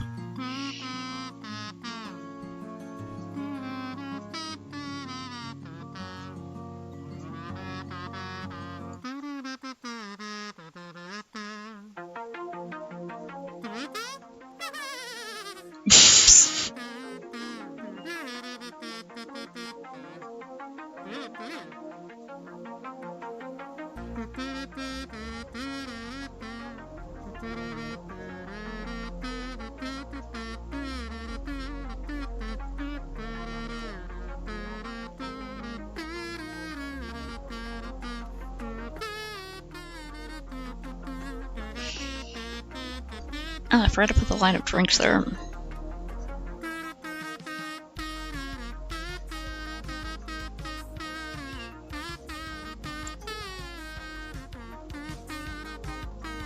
Yeah, the giggle was done very well. There's a little disco ball keychain. Or is it an earring? I think it's an earring.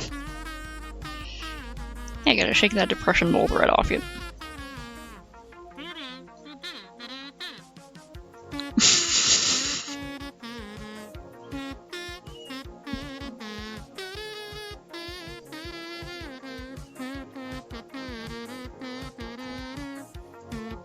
It's good your legs are doing good.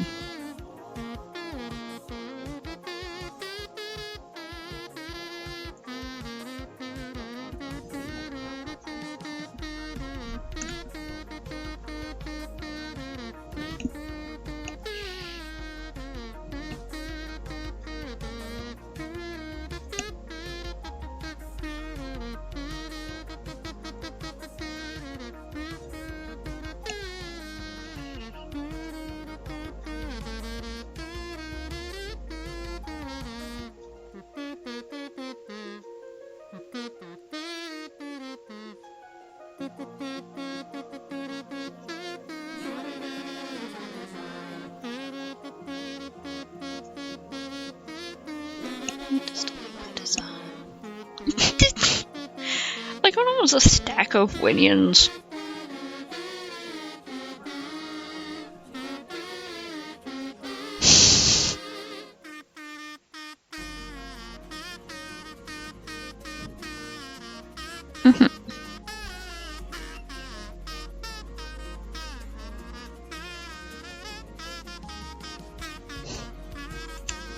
Yeah, the pink creases thing is, it's just something you see on people who are, like, really pale. And, like, I have a bad posture, by the way, posture check. So I have, like, this, like, one permanent crease on my abdomen that goes straight across, and if it's, like, a bit too warm in the day or something, I have a bad posture, I'll straighten up, and it'll just be kind of, like, pink, and I'm like, ew. Gotta go outside.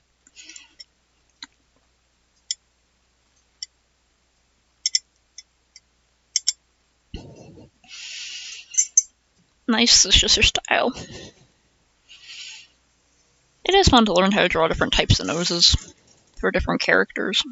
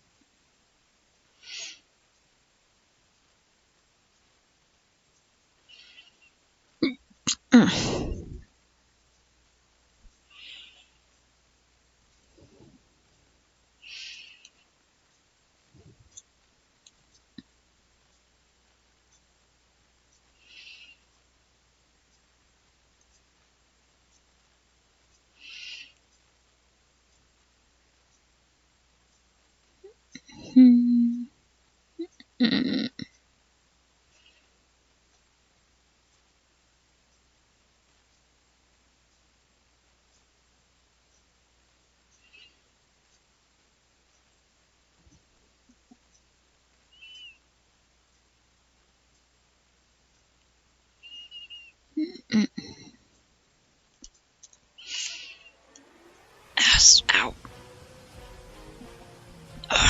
Posture check. Big stretch check. Oh, good. This is a washing machine.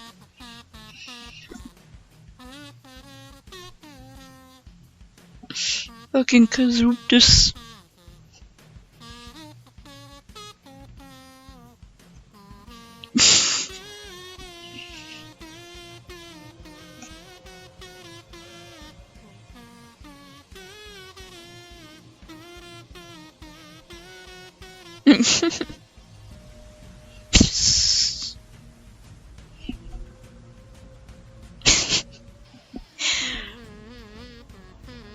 Yeah, I mean, it's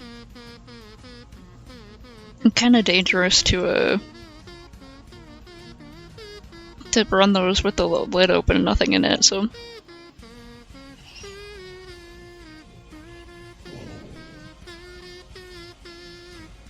Yeah, Charybdis doesn't really say anything. I really like how they just put Charybdis on the washing machine.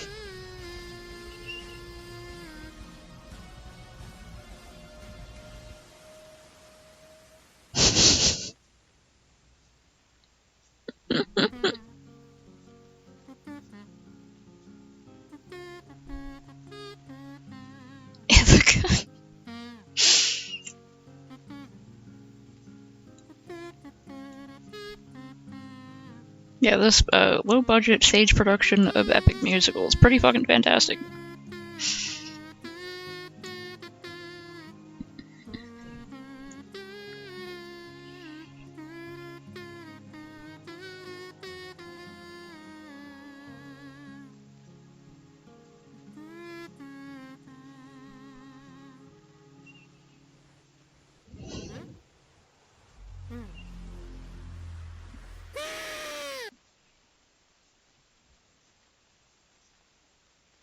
The pain and panic in the no.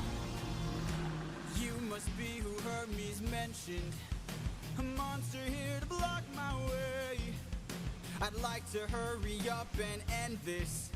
So if you don't have much to say, then oh, bring it on. I'm not dying here, I'm still fighting here. I'm holding on till I see it through, till I've beaten you.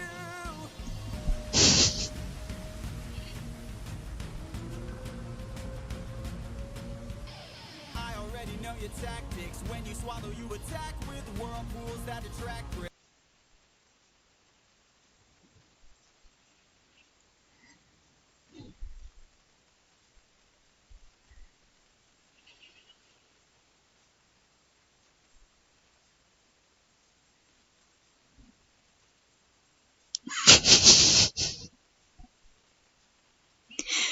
Oh no.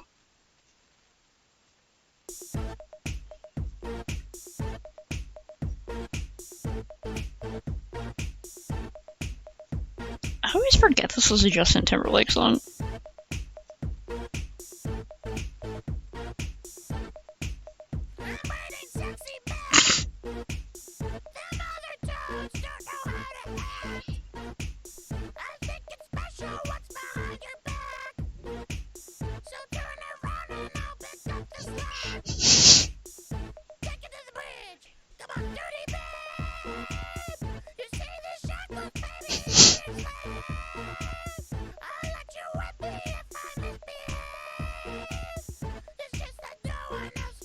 It sure is.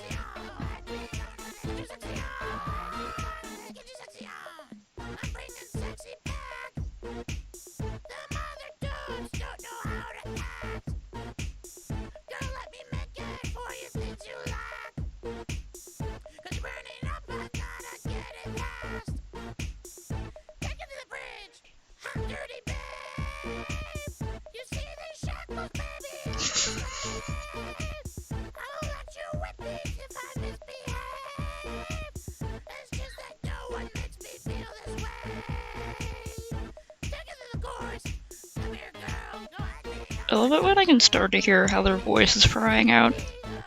Like, I can hear the vocal strain. Covers that make you have to drink honey tea afterward.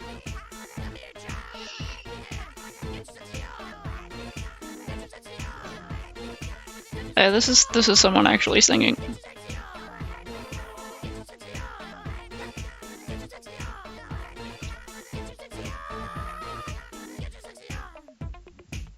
Yeah.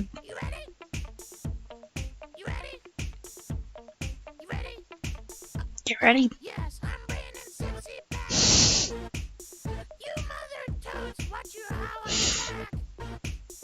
If that's your girl, better watch your back. 'Cause she'll burn it up for me. Yeah, this person's done a lot of really good Toad covers.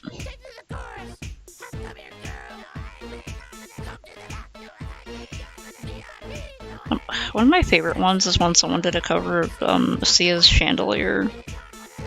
It is one of my favorite videos on the entire internet.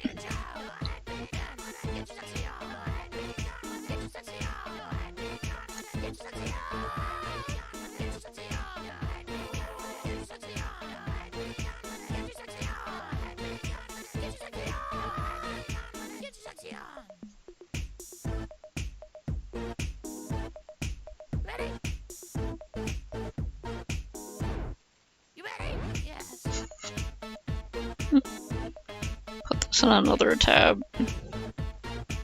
Ah.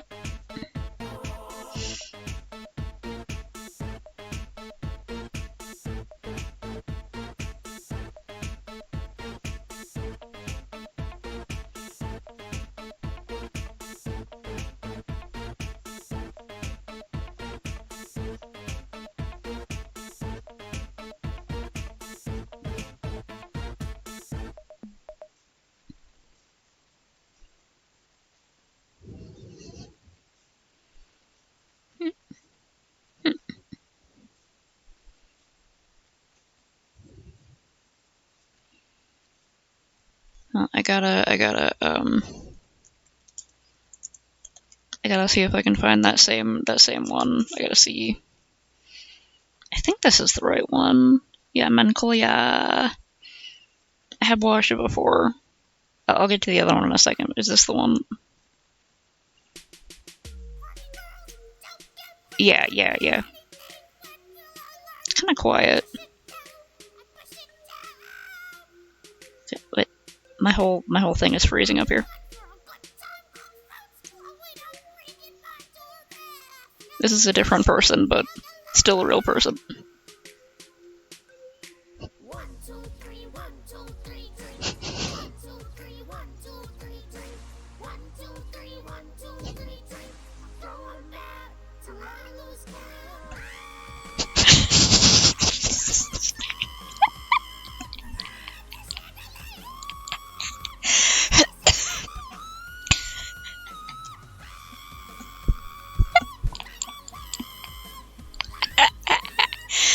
Ow.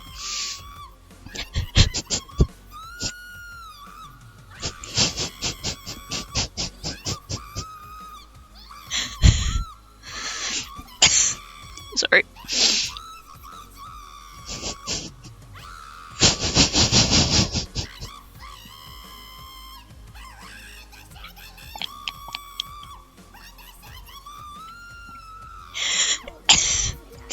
Ow.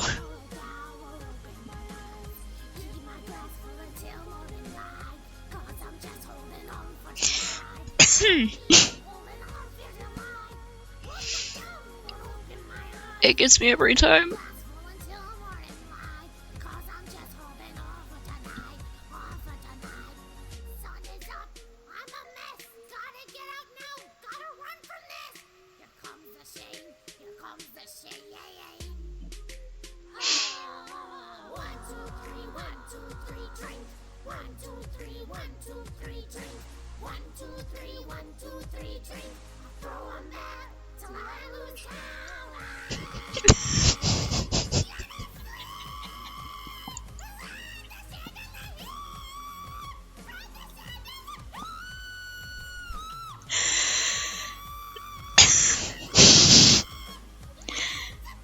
I haven't listened to this one in a while.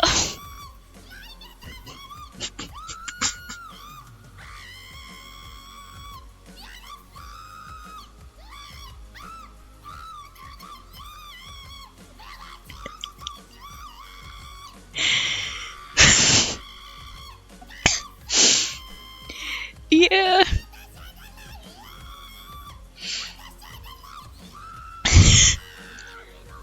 I wish see it wasn't so freaking weird so we could not worry about it, but also it's funny as fuck.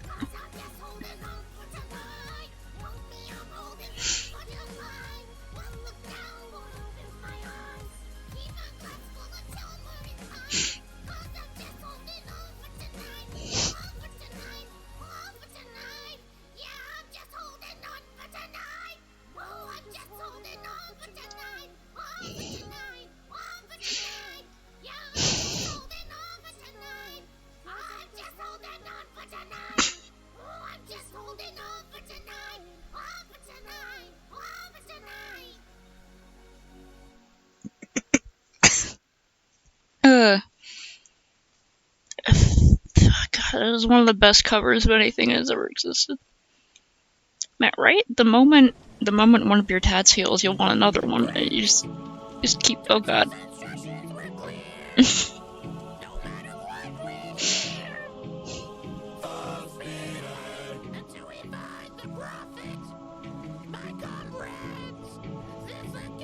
God, there's another one by the person who did the Chandelier cover. That's I think it's the same person. Who did a cover of Silent Night, like the Christmas song. It's really good.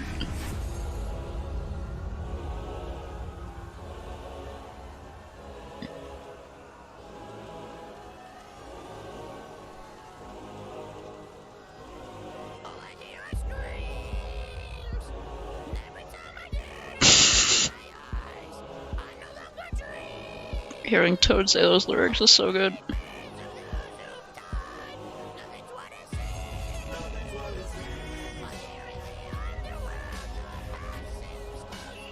Hey, what's up?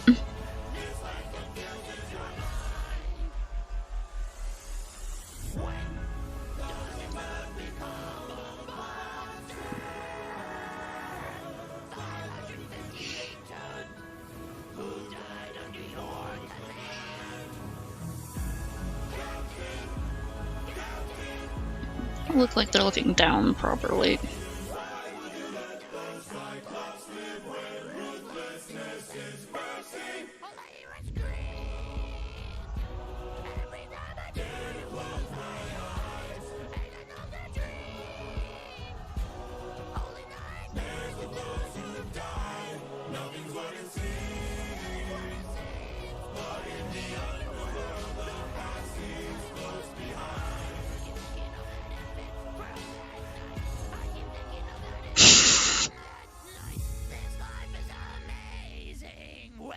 Hearing Toad's, I keep thinking of the infirm from that, and it makes me think of Toad dropping just like a smaller baby Toad.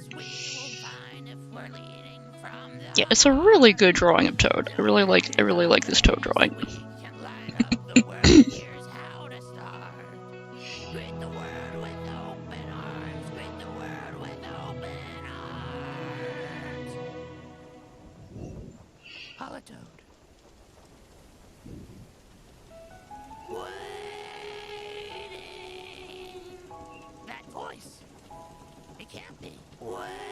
No, old Granny Toad.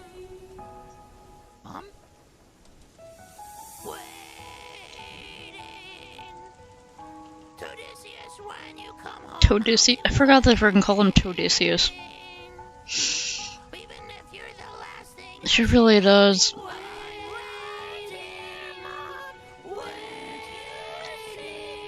Headcanon, Toad sounds like that because of his years of nicotine abuse.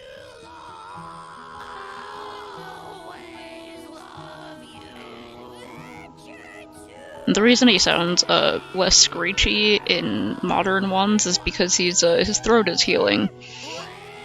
His throat and lungs are healing after decades of nicotine and cigarette usage.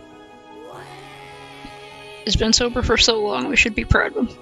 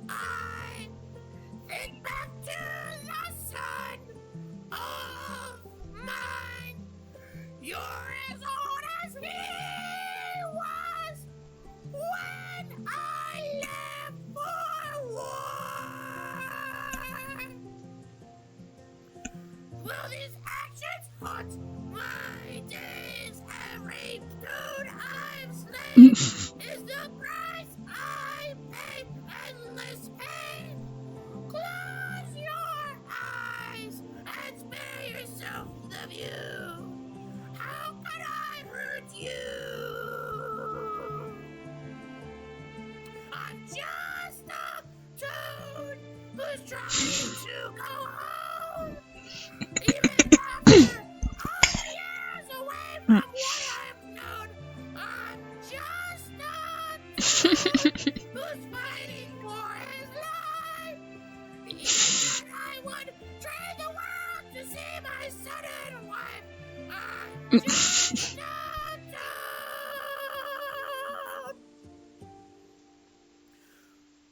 But when does a comet become a meteor? When does a candle become a place? When does a toad become a monster? When does a ripple become a tidal wave? When does a reason become the blade? Oh yeah, doing that sort of vocal effect can make it kind of phlegmy. When does a comet become a meteor? When does a candle become a baby? When does a toad become a monster?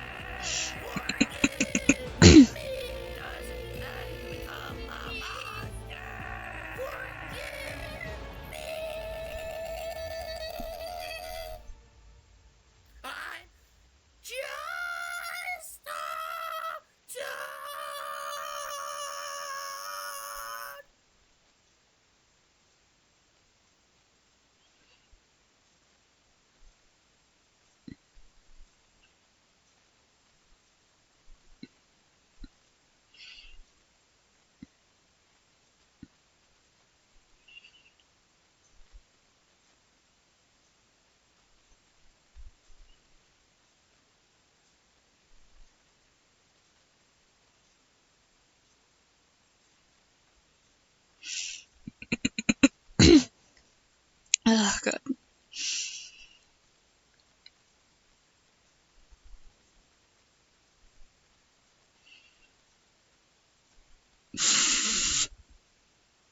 Do they do a freaking tier list of all the date everything furniture? Nice.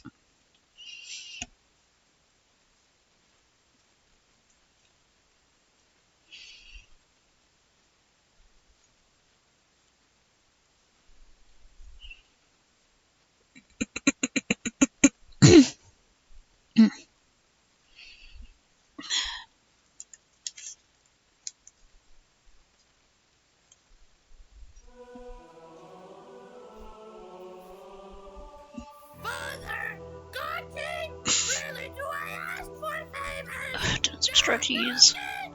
Undertone with hopes to save a friendship with one who is a prisoner far from home! To Odysseus! Divine intervention! Is that what you see? That's like some sort of... Apprehensions that were placed on that bridge! Did they freaking evolve like Pokemon? Drinking some of my tea. Why not make it a game? Convince each of them that he ought to be released, and I'll release him. Who's that? Just like it's kind of cold, so I can turn the fan down.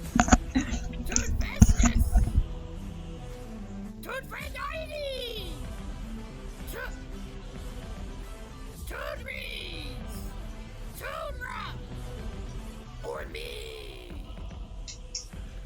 What do you say? Great, very well. All right, Ruby, bring it. To follow, you know I'm a fan of catchy songs. With so many sirens gone, I think Tooty's in the wrong. They were trying to do him worse. All he did was reimburse them. Now they're trying with caution first, and to live another day and sing another verse. If that's true, release him. To justice! Trust is not given, it's forged. Why should I give him my support? He sacrificed his own cohort. Did you forget they failed to listen? He was betrayed and then imprisoned. But if he made the right decision, there we go. Fine, release him. Don't deny it! Your little high and mighty! Odysseus lives to love his mother, but let him die of a broken heart. He was busy fighting, more like busy spiting. The Cyclops make him feel the pain that his mother felt and brought. Wait! Please reconsider this. Really, Totita, these old tricks. Toad-Reese.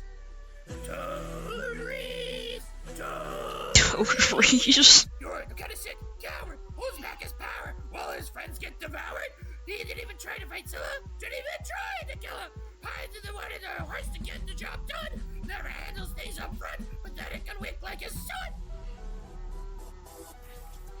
Hold your tongue now, his son's my friend. And let me tell you your love, your broken heart demands.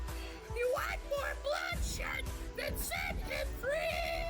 To get back to his homestead, he'll make everybody bleed. Release him. Hey, baby. Toad-Fist.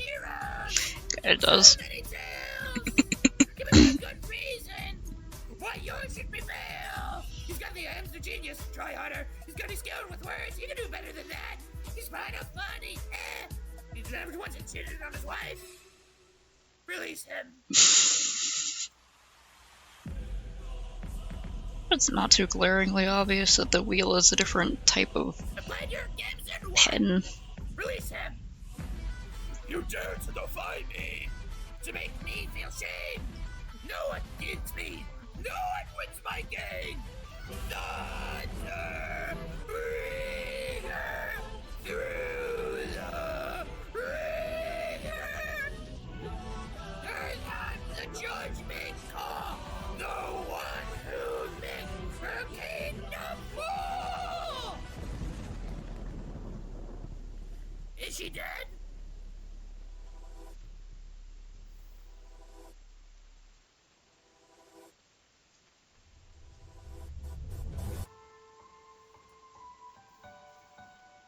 The moment where they're resting their voice.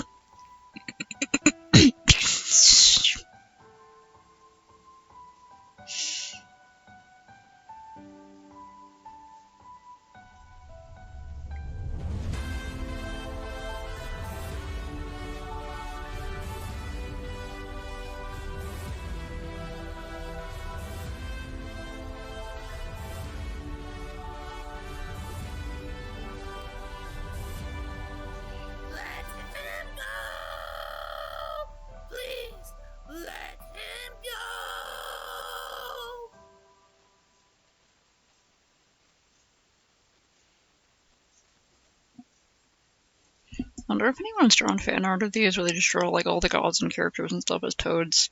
Someone's gotta have done that already, right?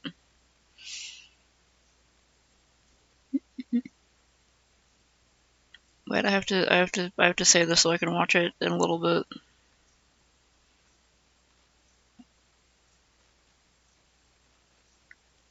Son of a bitch.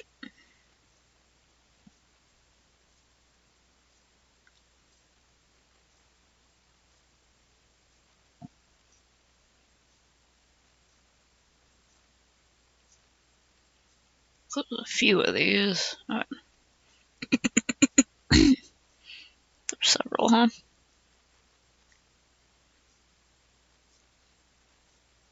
Multiple, many.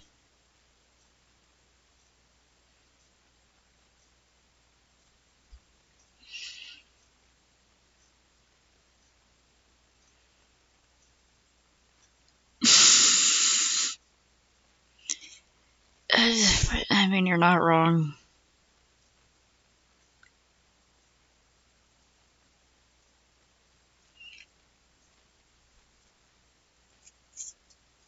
I don't know how to make an onomatopoeia of the sound that Roadrunners make. I'm going to look up a reference.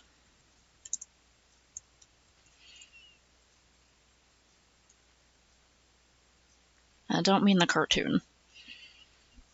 Okay, good. Looks like someone's got their close-up. Yeah, they do that like clicking sound and...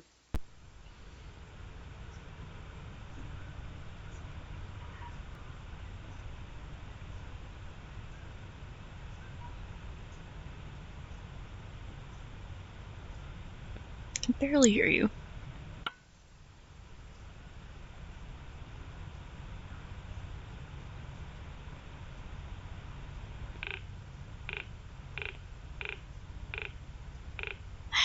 Yeah, they make that like... Sounds like one of those like wooden toad things.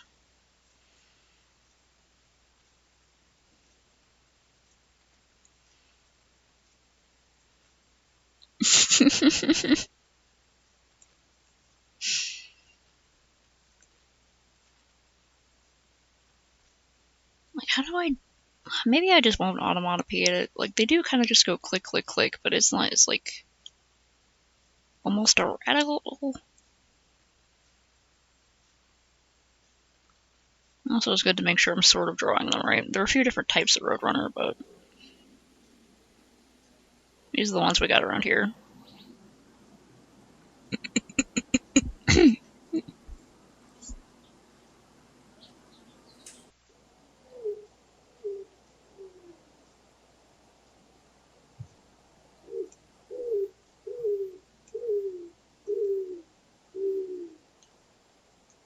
Yeah, they make those deeper noises.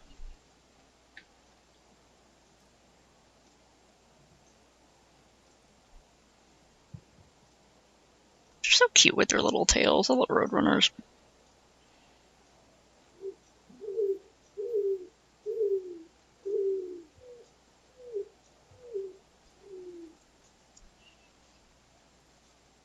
I just realized I don't know what noise they make when they're like hunting or something.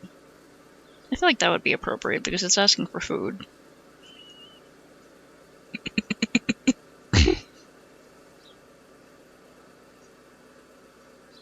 Somebody use here? No, use 5.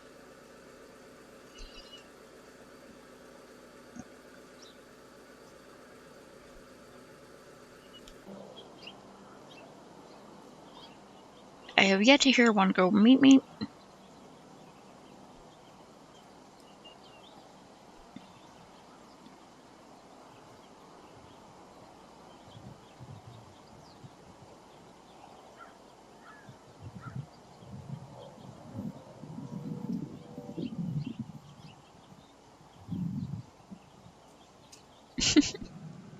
The wind going by the microphone.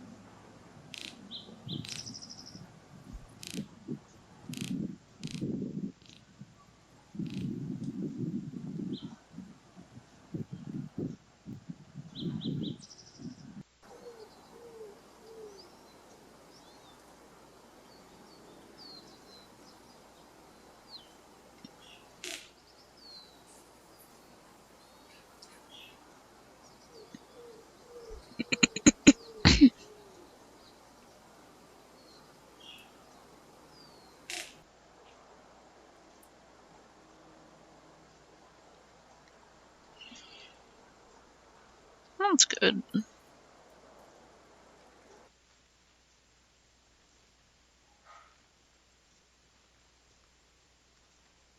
I feel like Wiggly would wear a suit.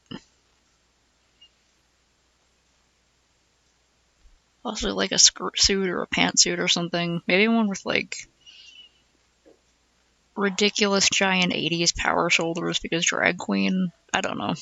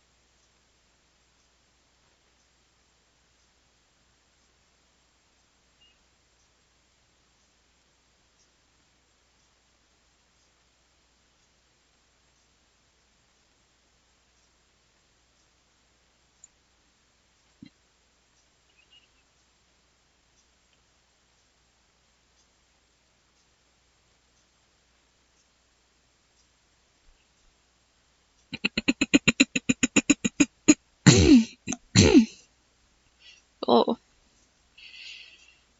Komodo dragons are pretty hardcore, so I mean probably.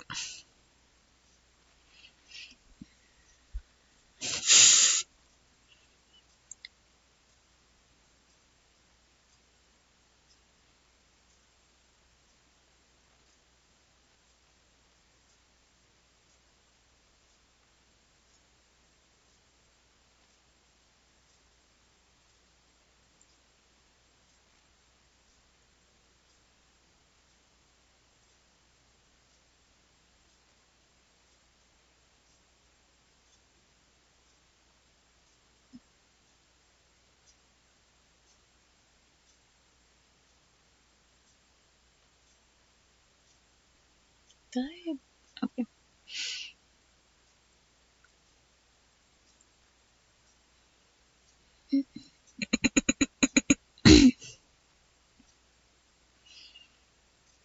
Oh wow. That's pretty intense. Yeah, Komodo dragons, from what I know about Komodo dragons, I'm not really surprised. They're fucking hardcore.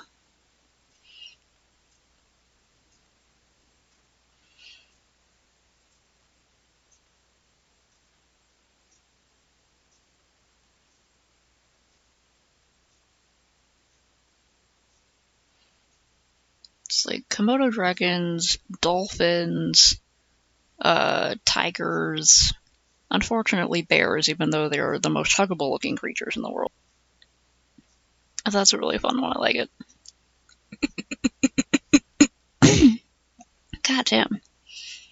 It's slightly chilly in here because of the AC. I'm already doing that again. Hydration check.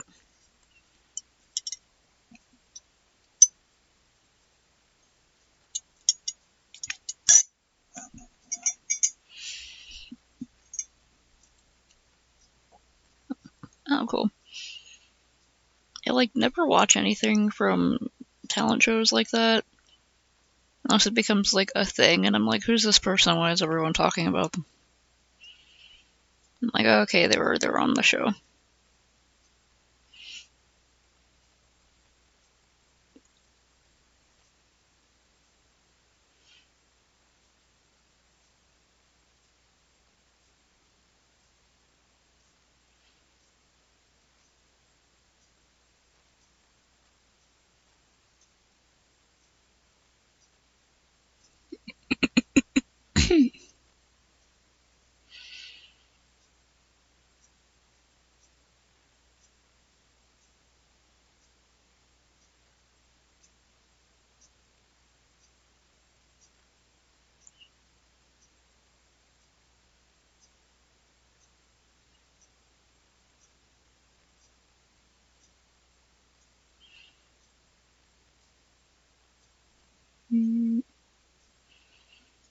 Oh, who's these brats? She is a little bit bossy. Hurry up, don't get scared, don't get shy, just move it. When we grow up, if we keep dancing like we are right now, I think we are going to be boyfriends and girlfriends. What do you think, Daniela? I would not want this to be my boyfriend. He's not my type. Like, he needs I love her to honesty. go to the beach and tan. It's... We can just be really good friends. We got this. Bam. What's your name? Why does the kid have, like, cutouts on the sides? Uh-huh. You look a little bit like my little daughter, like my little Lou. Just so who is the boss cover here? the entire dress in tassels. Why are there cutouts? In my house, the girls are the bosses too. So let's just say you make it to the end. Let's say you're really good. What would you do with $1 million? What I would do, I would give some to the whole world that are poor. That's very nice. And will he get some of that money too, or are you organizing all that money? we're gonna share it, and then we're both gonna have a mansion. I'm gonna save some for college, and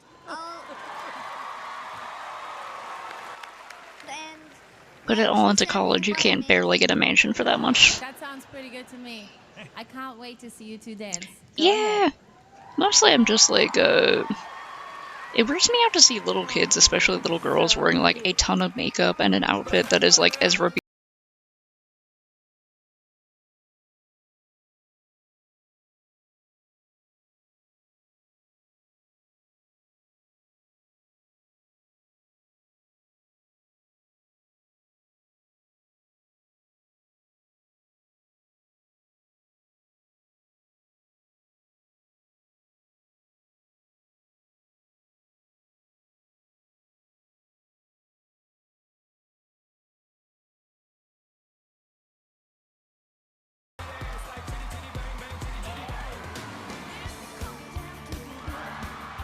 No, doing a medley.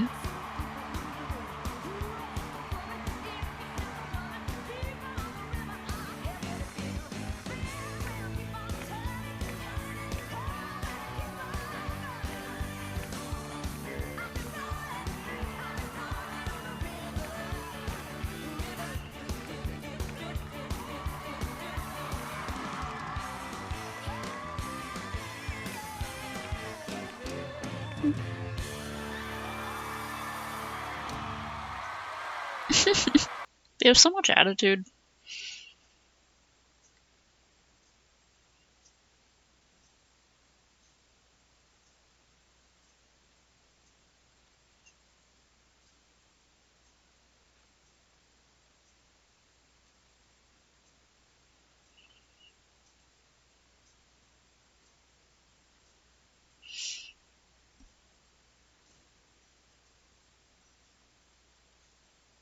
Yeah. It's just something that bothers me just from knowing things about, like, I don't have, like, an intimate knowledge of it, but just, like, a little bit of stuff about, like, beauty pageants and how child actors are treated and a lot of abuses that go on in, like, the systems that are supposed to protect those kids. I'm like, I hope they have some good adults watching out for them. They definitely got some cool dance moves, and I hope it helps take them far, and I hope they stay out of creeps' ways.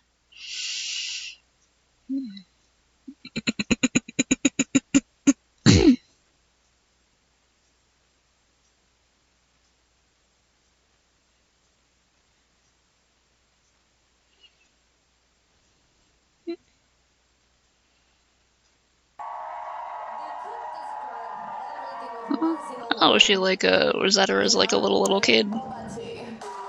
One of the people from this. Gnarly.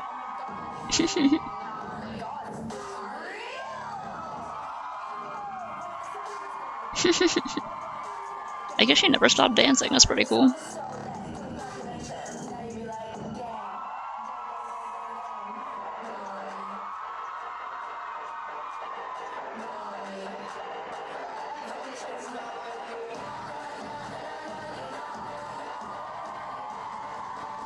I'm glad that she was a kid who started out dancing and then, like, got to be part of, like, a big group like this. I just do sincerely hope she didn't run into any creeps along the way.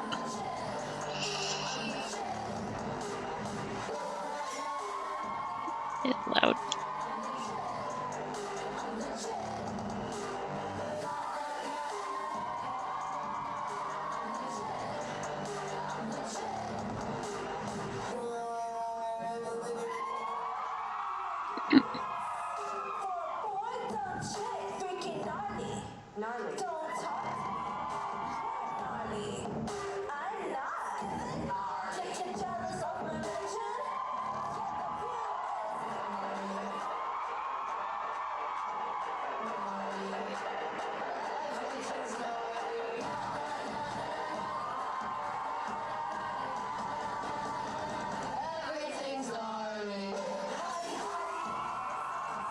The song is a bop, I gotta say.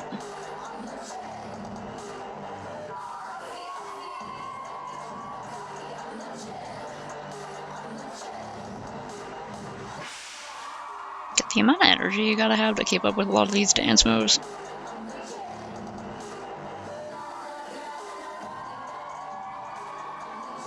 I love how these outfits look like...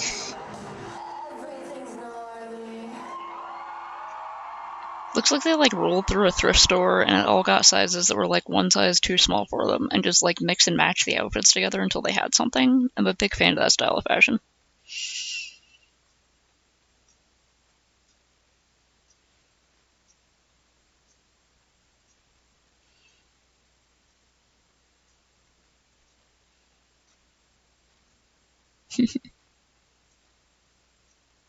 Fan cams are so weird to me. Like, I do get some people like to focus on their favorite.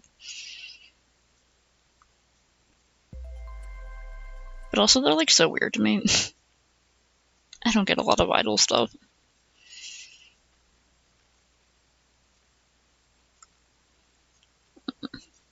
Oh yeah, I think if little kids want to, like, play with makeup and, you know, just paint around on their face and stuff and just, like, have fun with it, I think that's great.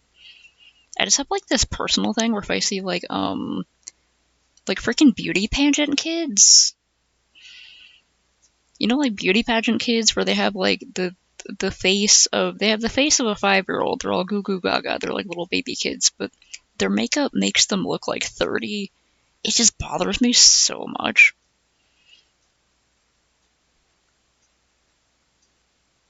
Just, like, creeps me out. Purely because it looks scary. It's like a 30-year-old face smushed onto, like, a tiny, tiny little 5-year-old body, and I do not like it.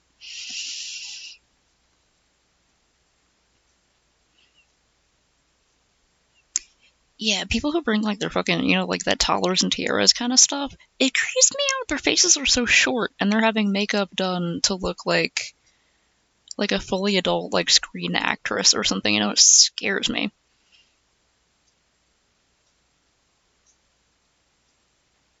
Yeah, doing like performances and stuff is like that are not beauty pageants anyway. It's like, yeah, wear a little bit of makeup to go with the outfit, give it a little bit of pizzazz, but I think it should be makeup that, like doesn't make the kid look like their face has been aged decades into the future. It's scary. Oh yeah, definitely have some bright makeup. Because it's fun.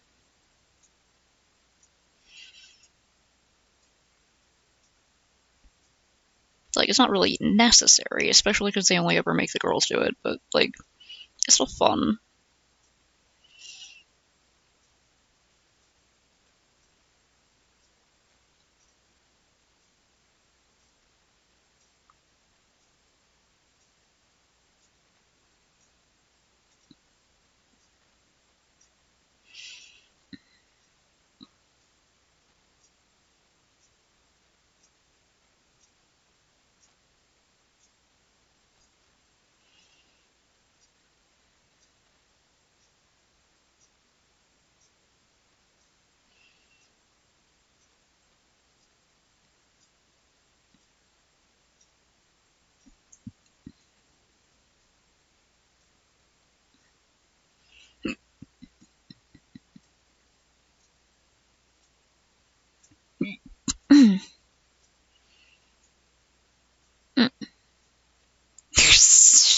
Bones.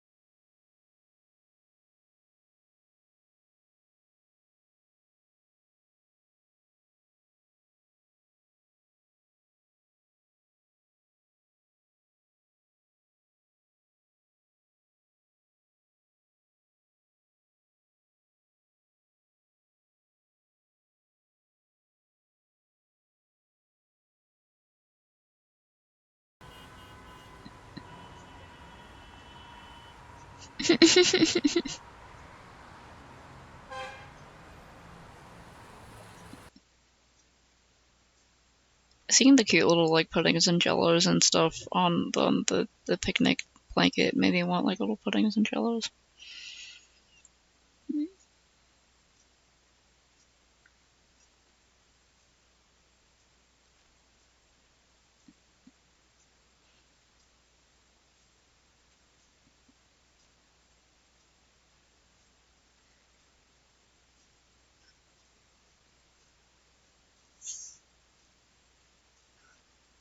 Pistachio. Oh. She's fighting her own tail again.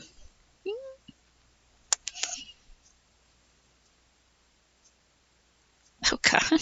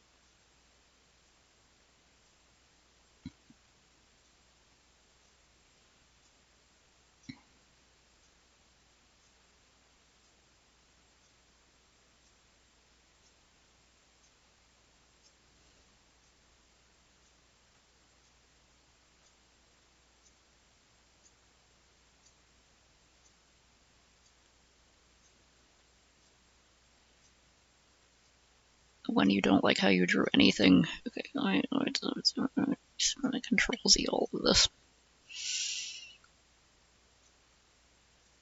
There we go. Save progress check. Yeah.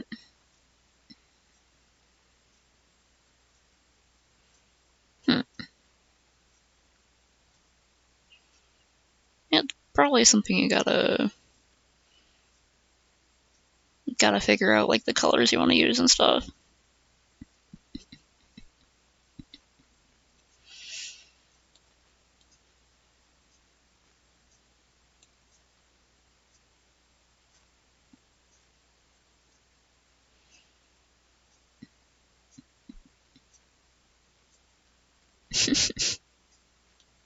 For Quixote.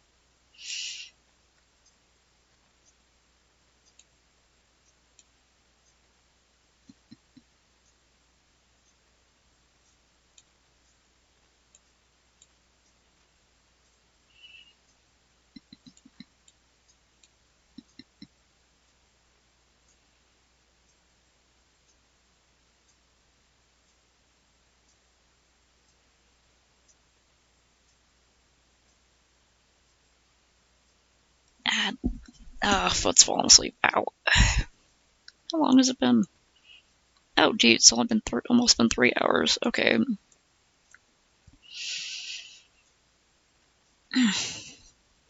Well, I was able to make some good progress redrawing this, even though redrawing this is definitely gonna,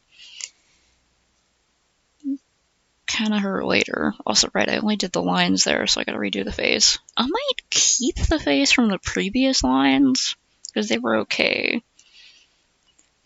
But the messed up line weight on these was messing me up, so I should probably just redraw the character. Holy sweet Jesus fuck, it's tomorrow, my god.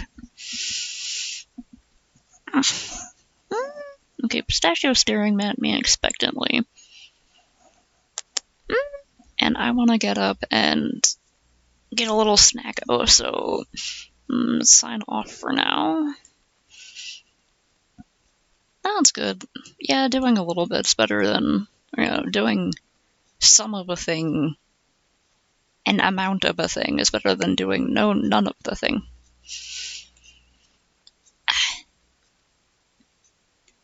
Yeah, she's realized that I realized the time and is now staring at me like, God, leaving me starving all this time. And you didn't even realize it while I've been fading to dust right next to you. Alright, well, good luck with that. RIP. Hopefully, you figure something out. I don't know a lot of drag stuff. I just know it's like really exaggerated performances of femininity. So you could do all sorts of stuff with that.